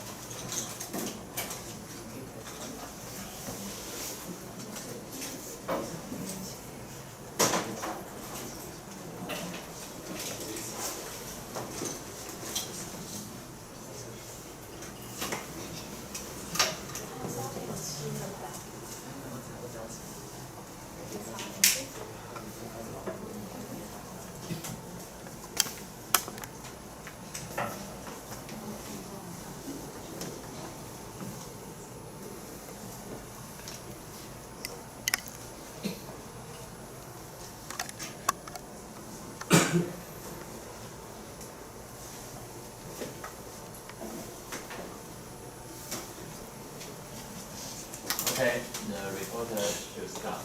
Okay, so hello fellow physicists and fellow judges. Today I'll be presenting the problem oscillating screw. So first we have to examine the problem statement. The problem statement stated that when placed on its side on the right melody, the screw may experience growing oscillation. And from this, our main focus will be on the oscillation will grow over time. Second, saying that the angle of the nail will be determined before the release, which the angle will affect on the oscillation. And this is our experiment. Is our presentation outline. We will start from the observation and seeing and telling what I saw, and then talk about the theory that I had for the oscillating and what would and wouldn't oscillate. Third, I'll talking about the experimental setup, then talking about the variables that are introduced in the experimental setup in class 4. So first, this is an observation video, and we can see that the screw, it goes down the slope and with an oscillation on the axis of, on a certain axis. And at the same time, it features the left and right moving motion, which means that it is not centered on the middle of the slope. And I will be explaining that further in the future of my presentation.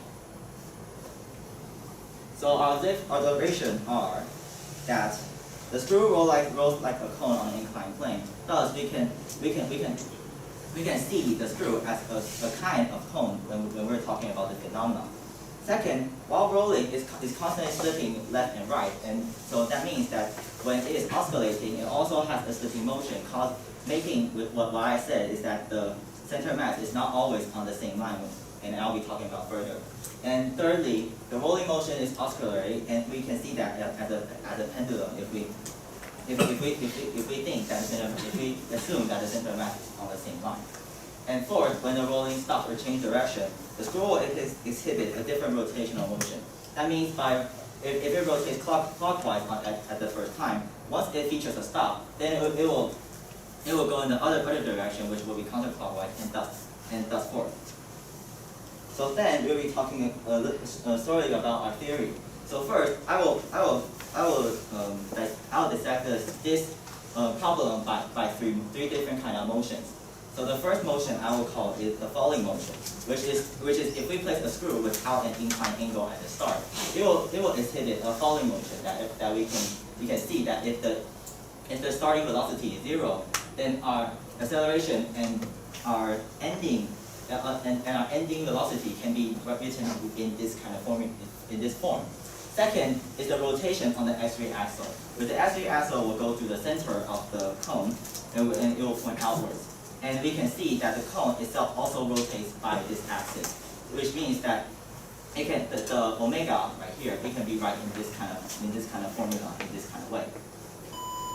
Thirdly, I'll be talking more about we'll be talking about the last motion, which will be the rotation on the X1 axle. So by first looking at this picture, we can see that first there is two. The outer, it will go in a circular motion, like from here, and it will go in a circular motion like the pendulum. That's why, as I observed, and without taking out the falling motion, the inclined angle is theta right here. And after a bit of calculation, through talking about setting new axes like x1, x2, and x3, we can get a final energy equation called the net of the whole energy will be the kinetic energy times the rotational energy, which is on the x1 axle and the x3 axle, and which is the one I talked about, motion 3 and motion 2, and the kinetic energy is happening at the falling motion, and it can all be in this kind of formula. So then I'll be talking shortly about my experimental setup. So first, we 3D printed the nails, which they are all made of plastic, and secondly, I will be calling the length, like the long side of the nail, the tail, and the radius, which is the flat part on the top, the head. And we labeled it from nail A to nail B, with nail A have a 10 millimeter radius for the head and a 20 millimeter for their length. And nail B will be 10 millimeter and 25 millimeters. Nail C will be 10 and 30. Nail D is 15 and 30. Nail E is 20 and 30. I'll be explaining why I read the nail A and nail E is red, and nail B, nail D, and nail E is not colored red. So first, we'll be talking about our variables. The control variables is kind of obvious because we need to control because if we want to investigate on the independent variable, which is the length and the radius of the head, we will have to control these variables at the same time, which is the friction of the slope, or the inclined angle of the slope, or the material of the nail, and the position of the release. Which the position of release it can be separated into the height and the angle of release. So the independent angle features the length of the radius, and the radius I explained it right here is first is nail B being in the middle with have 25 millimeters in the tail. It doesn't seem to have a big difference from nail A, and it is shown in the diagrams. And nail D and nail E having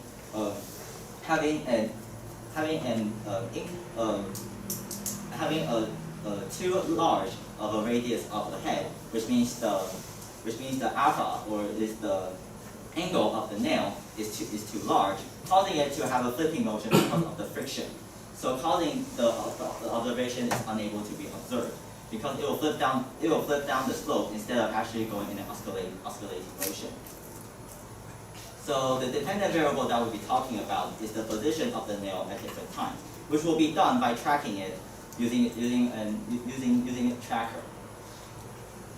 So then we will be showing you two videos. One is a long nail and one is a short nail.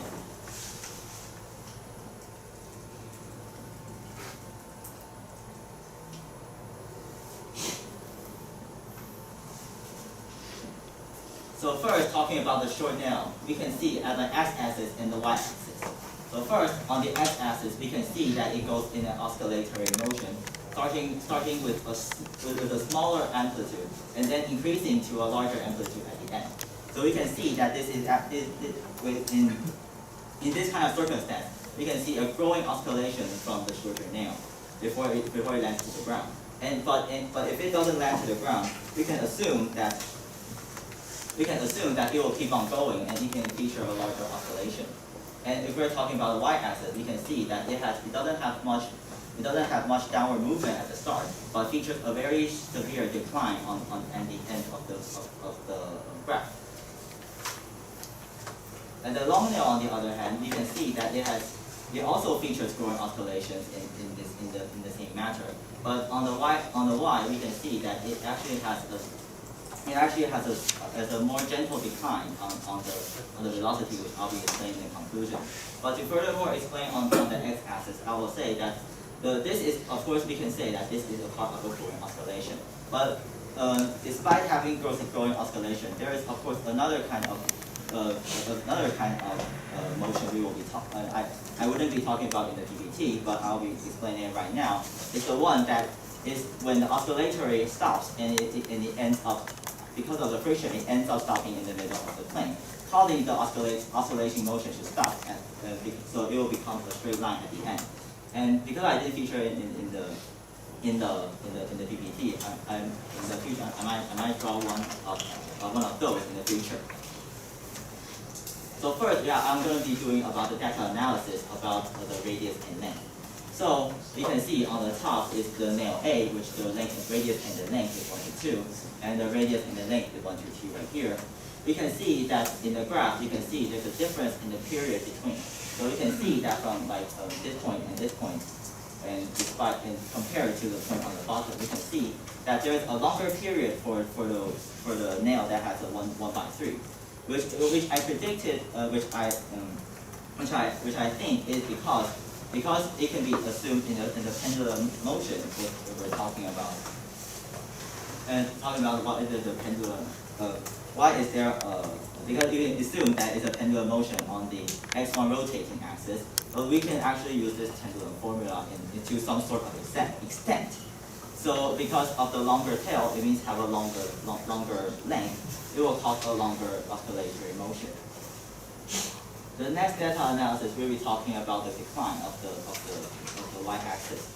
because from the data we can see that the long narrow has a less steep decline and it has a slower downward velocity, which I will think is because the moment of inertia is the mass times the square of the radius, but on the x1 axis the rotating radius is actually the length of the nail, which means that with a higher length of the nail and the same angular velocity, we will have a larger rotational energy, which means that most of the gravitational energy turn into either x1 or x3 rotational energy, causing the downward movement to be less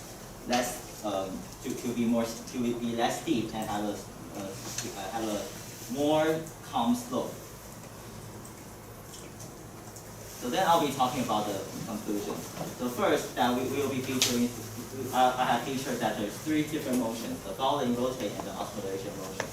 Then, and then the conclusion I make is that if we have a longer nail, we can see longer periods and smaller velocity, and otherwise we can see that if there's too little of an inclination of the inclined plane or other variables, it will cause a motion that will stop oscillating in the end, causing the oscillation to not grow. So that's the end of the presentation. Thank you. Okay, thank you. Now it's the time for the opponent to ask the question. So what do you think is the importance of the friction? Important in your theory. I think friction plays an important role because because it makes the oscillatory Okay. as I said. How can you determine why rolling without slipping? Can you say it slower? Like in the introduction, you said the ball like roll without slipping, right? You use the term slipping. Slipping. Yeah, Do you want to define slipping? Yes. I mean that if we track the center of mass, it wouldn't be on the same line. Alright. So what is your theoretical conclusion and quantitative conclusion? Can you So explain? what is your like final conclusion that you have? Which I think it's pretty clear in the conclusion. Okay. Or what do you think? Oh, it's not. So is the ramp not bent? What do you mean the what? Is the ramp not bent? The ramp is yes, the ramp is straight. So this screw like never stop while it's falling. It happened multiple times. It may happen multiple times if either the friction is too large or otherwise. Okay. This screw ever like rotates 180. 180, you mean it goes up? Yeah. Because of the length of the slope, we cannot see this motion, but I assume that it will happen if we have a longer slope, or if we have a longer slope, yes. Can you go to page 3? So in the video it says like at the end of the ramp, Yes. the screw like fall like really quick. Can you Yes. explain like why that happens? Because if we're looking at the downward falling motion, we can see that of course because of the gravitational acceleration, if the friction doesn't overtake the gravitational acceleration, then the velocity will increase, causing the angular velocity to increase as well. Okay, and result. 3 minutes for the opponent to present.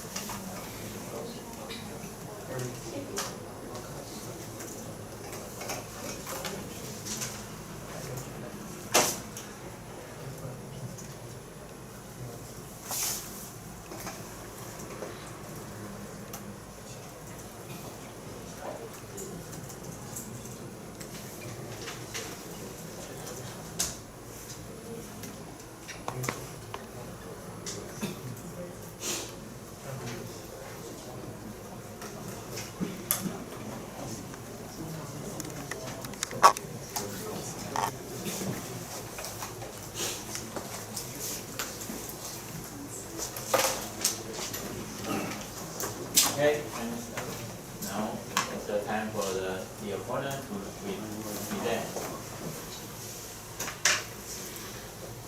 So my name is Yuno from O-Niger. I'm going to oppose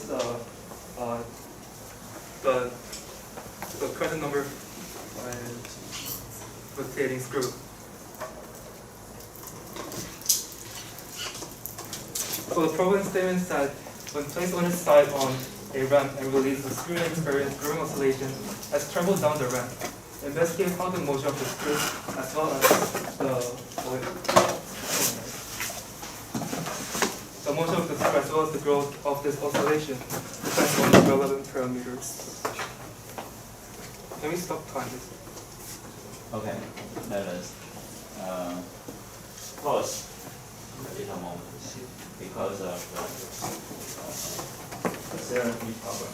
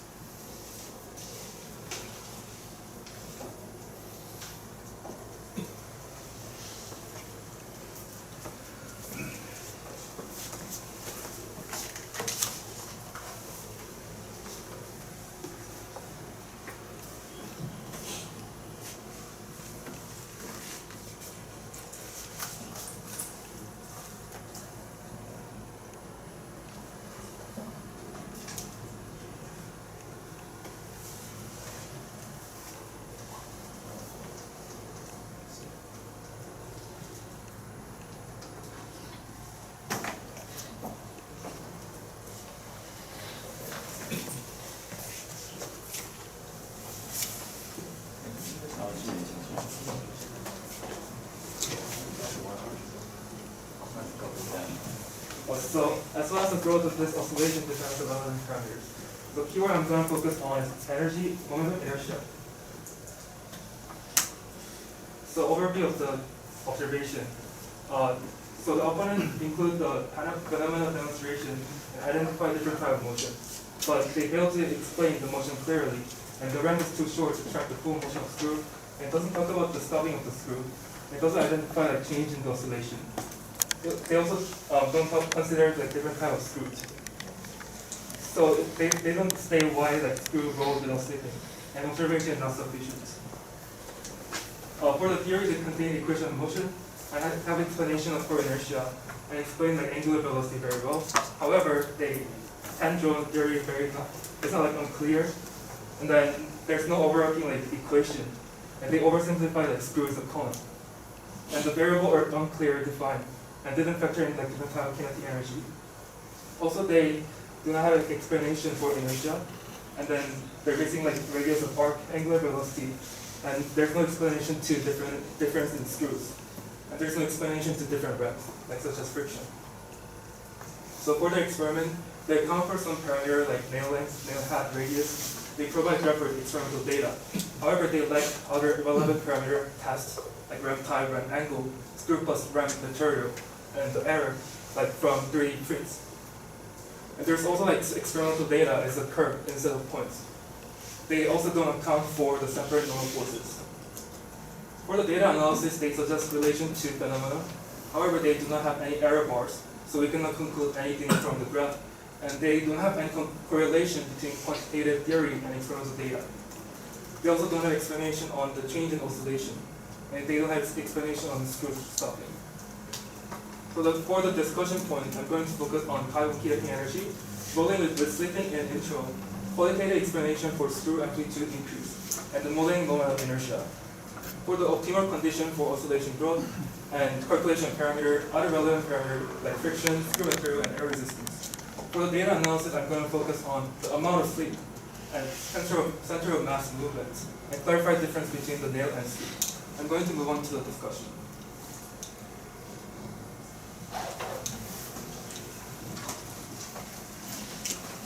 So you said the air resistance have like big impact on your theory, right? Sorry? Friction. Oh, friction. Can you explain like the effect of friction in like equation or like mathematical term? Using the board. Using the Yeah. Can you explain? We think that energy equation, I think you can derive something like this. What do you want to do? First, I think that this has a total of net energy. And I think we can derive it into different sections. First is, I think, is kinetic energy. That's over here. So there's a rim, and we're going to find the energy at a given point, right? Yeah. I think the energy is mgh at that point, plus translation of kinetic energy, the rotation kinetic energy, and kinetic energy of pendulum motion. Yes. Minus mu mg cosine theta, which is sine cos theta. The distance that you have so far. Right? So do you agree with this statement? I can agree. But I don't think you include the kinetic energy of pendulum. There's the calculation. Sure. Maybe I missed the calculation in there. Yeah, can you do your Good. Can you do the calculation for pendulum kinetic energy right now? Right now. Yeah. Yeah, there's like pendulum motion, right? Yeah. It's one of the pendulum. Sorry, I think I misunderstood. Yeah. I'm talking about the rotation of the rotation. So you're saying that you're saying that screw is falling only rotating this way, not like this. Do you mean like if we look at the certain top down? Do you mean like it only spins itself and it doesn't spin along an other axis? That's what you said, right? You said there's only rotational kinetic energy, not pendulum kinetic energy. Oh, I said there is. Oh, there is? Then can you derive the formula? Derive the formula. Oh, formula. Oh. Yeah. So I see the kinetic energy or the energy of the force. You can turn to the calculation. I think it is here. I think it included at from here. You can see that. If we can actually from here we can see that it's because like from if we look at I set it like x1, x2, x3 axis, and we can if we have the alpha, which is the angle of the nail when it's put it onto the plane, then we can actually project the angle. So your the total energy is equal to the translation and the rotation. You're saying this is a pendulum, right? Yeah, I think this is the pendulum energy. Then can you derive the formula for the center of moment of inertia I1 and I3 for both motion? The rotational and pendulum. Derive the. I didn't do further on because I don't think it's necessary to. Oh, it's not necessary. Can you explain more? Because I think that by knowing that the moment of inertia is the mass times the radius squared, I think it is able to talk about the experimental data that I have. But it's not only mr squared. Like for different shape, so the I is equal to epsilon times mr squared, right? Yes. It is rotating this way. So I think your value going to change depends on the value of epsilon. It's a constant you multiply for the I calculation. Yes. Yes. Yes. Then why did you not include in the? Maybe because of the simplification for the easier for the understanding. I didn't do further calculation because of the. So those are quantitative conclusion matches with the theory you have right now, without expanding the I. Oh, you mean? Like your result matches with the theory, or current theory, because you match. You show like why they match, how they match. I think in the conclusion I said how it matches the theory. Really, or it's okay. I think we can go to the conclusion. So I have two conclusions, and I explained one by using the pendulum motion. Second, I used the energy to talk about how it has it translates more energy to rotation. Okay, there are three things you didn't consider. Okay. So first thing, friction. Second thing, air resistance. And third thing, slip. Can I see this three in your theory? It's not present in the theory. Why is it not in the theory? Because first, the friction part, I forgot to include it. If I issue look something like this, I agree with you on this part. And air resistance and slip wasn't included because I think that for what I'm going to explain, what I'm explaining right here, I think air resistance and slip are very small contributors to this phenomenon. Well, I kind of agree with the air, but for the slip, it's kind of like big influence. What kind of slip? You mean it rotates over? Yeah, it's like at this point, if it's not moving, then it's no slip, right? So the CO center of mass is going this way. Yeah. So what's the center of mass? Yeah. And there's a velocity for rotating. So for this part, they're going to cancel out. So it's not moving. Right? It's not moving. So you define it as slip.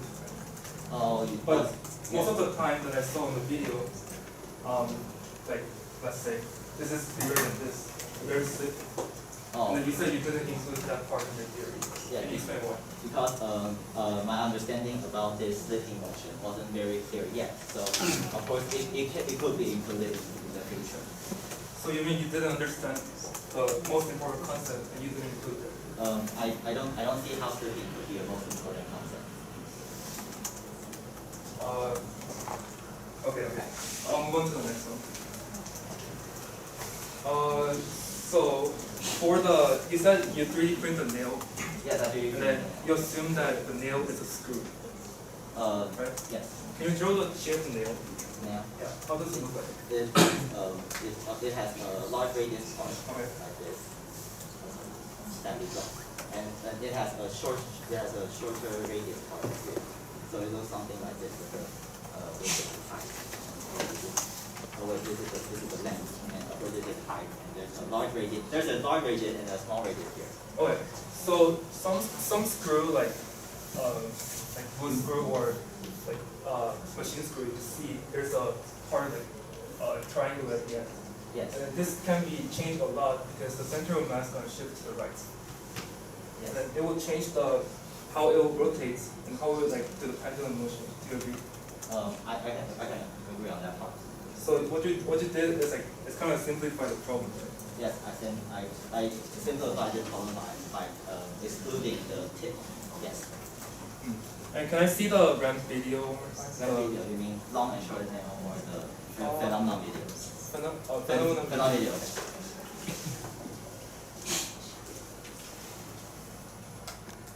Isn't this too short? Yes, yes, I see that this is a thing I found out after a lot of time is that by using a longer slope we can see much more of the oscillating motion, but because of the ramp, much of it is excluded. Yeah, from what I see, the ramp is only about 20-30 times bigger than the length of the screw. So I don't think it's long enough to show the long-term effect of the friction and air resistance. Yes. Maybe that's why you ignore the effect of the friction and air resistance and slip. Yeah, I think that might be the reason. But of course I think how you can include this. Let's say beta is equal to the percentage of the slip. Okay. And then for the rotational motion as it goes down the ramp. Yeah.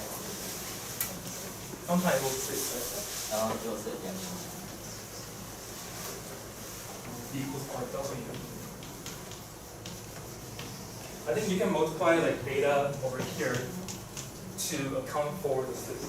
And then use this for your equation, for your theory, and then do some experiments, draw a graph, for example, D, RW, and see the slope, and then check the slope is 1 or not.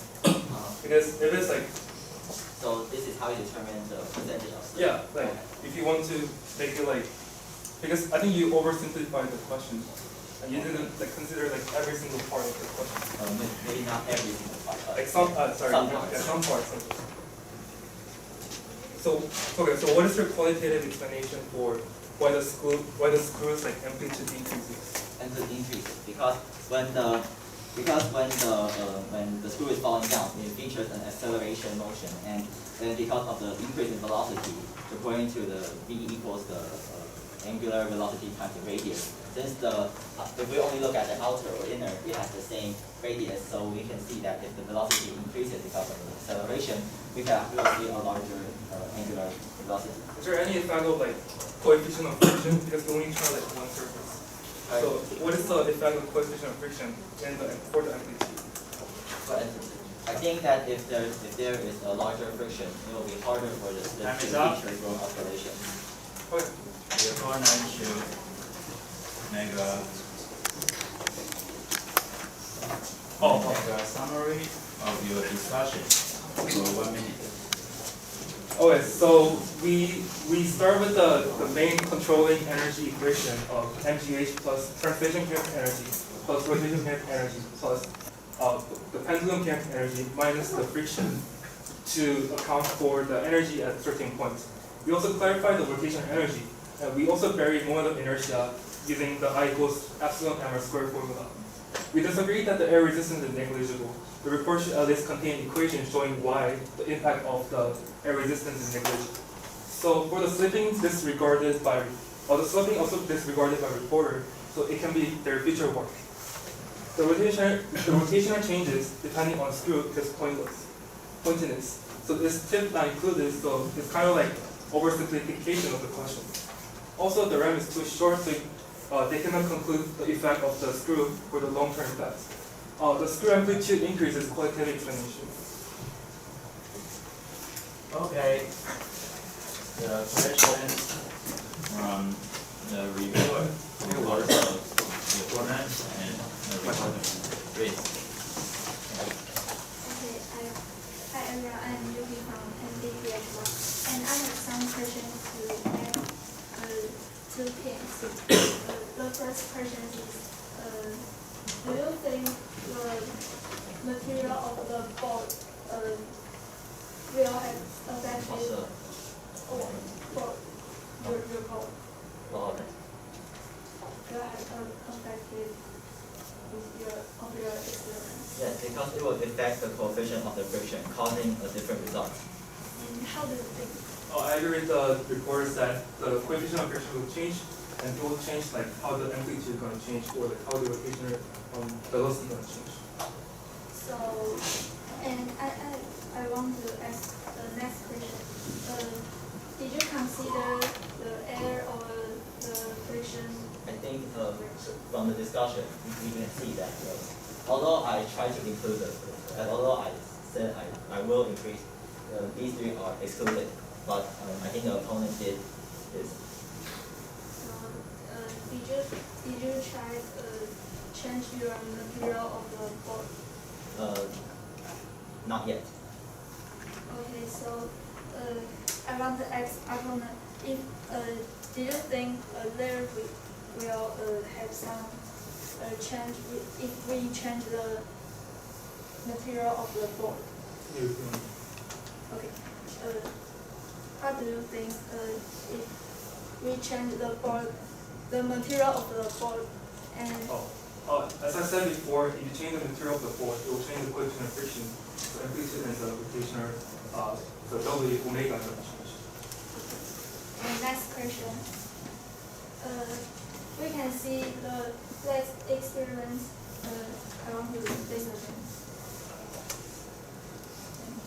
We can see that phenomenon, and we can see the weight is included in that phenomenon. So, do you think if you change the weight of your experiments, your experiments have any change? You mean there will be any difference? Yes. Because all of these energy features the mass, so I think it will to somewhat of a degree influence the motion. Okay, and I want to ask next question. Could you show your PowerPoints of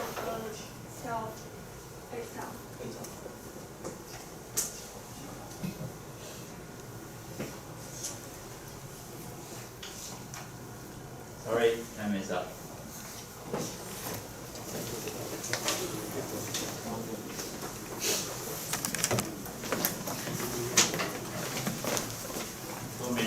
For the reviewer to prepare.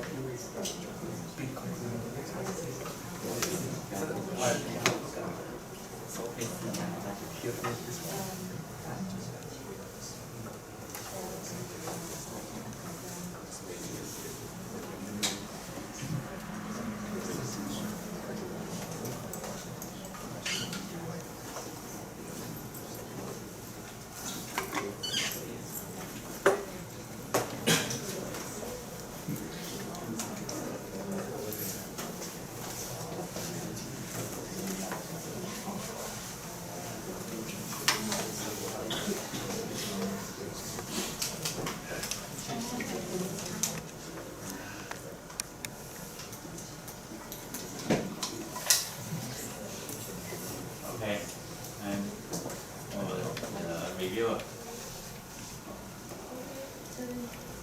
This is the problem statement, and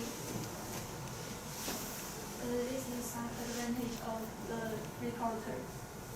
You have a great expression of your phenomena, and observed video is very clear to understand. And we'll start with the presentation. And we have some suggestion for you is maybe you can have some clear expression ability and even measure some parts of the experiment. And about the opponent, we have some advantage for you. Is you have a good imposing manner and find out the detailed mask of the reporter and ask the reporter questions and provide answers to their own questions. And also you have a good time managers.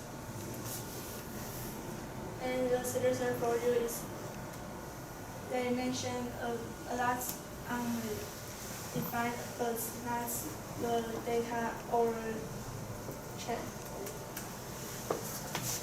The discussion one is opponent asks what is the importance of the right fraction, and reporter said it will create uncertainty. And discussion two is how do you define sleeping, and reporter said when who's is into tracker, it won't be on the line. And discussion three is have you ever seen that the nail stop dropping and what? And reporter says yes, the friction is too big. The discussion four is why the nail in the video dropped very quick and at the left. reporter's answer is gravity is big than reaction. And this is all of our review. So thank you. Okay, finally, we have a reporter to make some concluding remarks. So I'm a reporter and I'll be making some concluding remarks. So firstly, we investigate different radius of the screw and experimentally verify how to affect the phenomenon of the problem. Second, included that a longer nail means a longer period and smaller vertical velocity, which I talked about in my conclusion. Thirdly, we add other parameters, which is the ramp angle, which is like the incline angle of the ramp, or the type of the friction material in the future. And we add deviation analysis, and add more factors to the theoretical model. For example, if we include the slipping, or including the friction, or including the air drag, which might be affecting, and plus more, we can be talking about, like, for example, like the screw can be, if we think the screw with a pointy top, then it will be different from a nail without it. And I think that's all about my concluding remarks. Thank you. Okay, now it's a time for the viewers to ask the questions.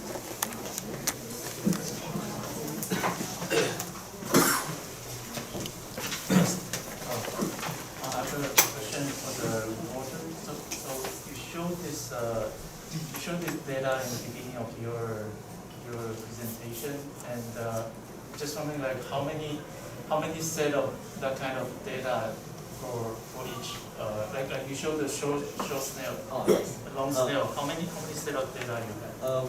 We did almost.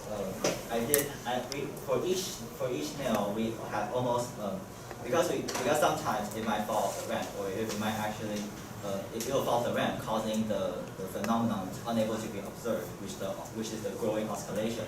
So we did maybe over hundreds of times, and pick the ones that actually have where you can see the oscillation, and maybe about maybe 20 for each, like the short nail and long nail, which is available. And then we got like some of the ones that are clearer, and we tracked it, and we have this graph. Yes. So you exclude those like if the nail fall out of the ramp, and then Yes. 20 of them show the oscillation. So are these you can say this is like a representative Yes. data? Yes. If you can get. Yes, that's it. I have a question for the opponent. So you point out several points you observed. So if you pick like one or two most important issue, which will be? So out of the three factors that the reporter didn't include, I think the air resistance is the most least important, because compared to the friction and slip, the effect of the air resistance is really negligible compared to them. So I would say the friction and slipping are the two factors that the reporter can include for future work. In terms of experiment or theory? They can do an experiment. They conduct an experiment and try to show whether there's effect of each idea in the theory. So basically, they can do the same thing again, but only include slip and draw a graph to let's say the slope is the beta, the slip constant, and try to figure out whether the slip constant matters a lot or not.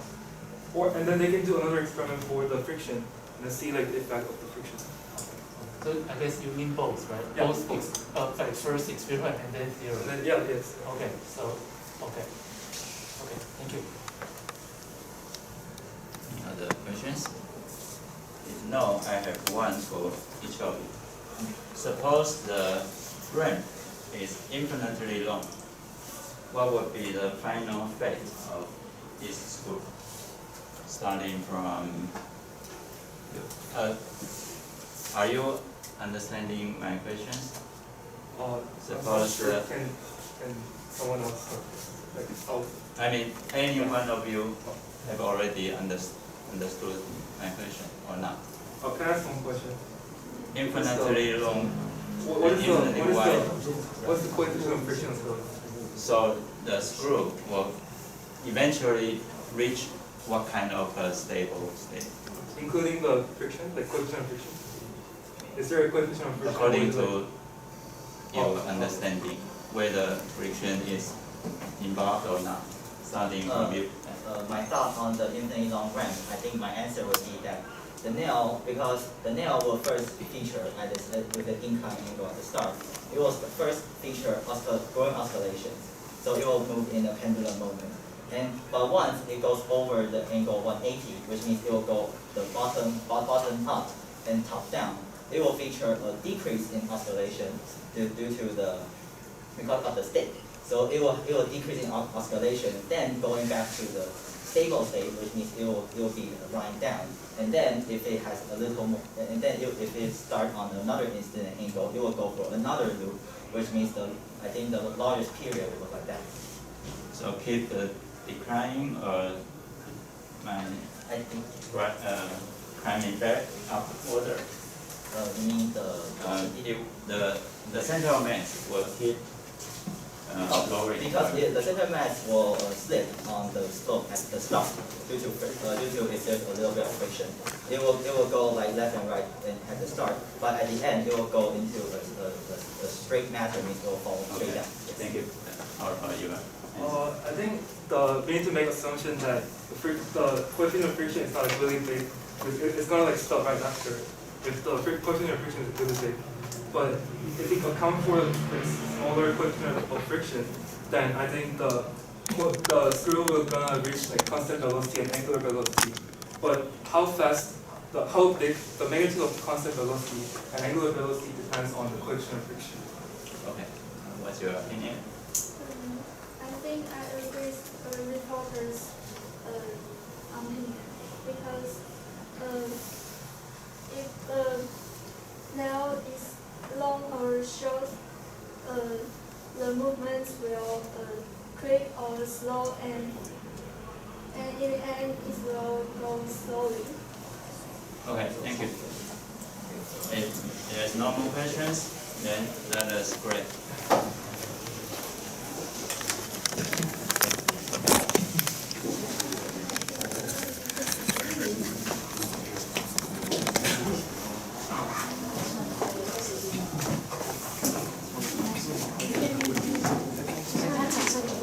Okay, start from the grading for the recorder.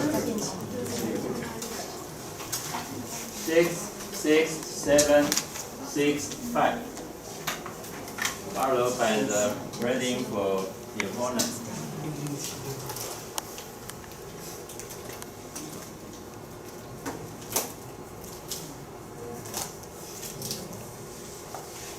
Eight, 7, 7, 8, 6.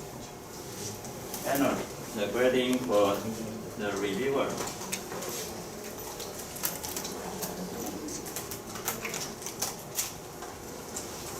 Five, 6, 5, 5, 5. Is there any comment from the jurors? If no, let us conclude this fight. Okay. And have a nice dinner.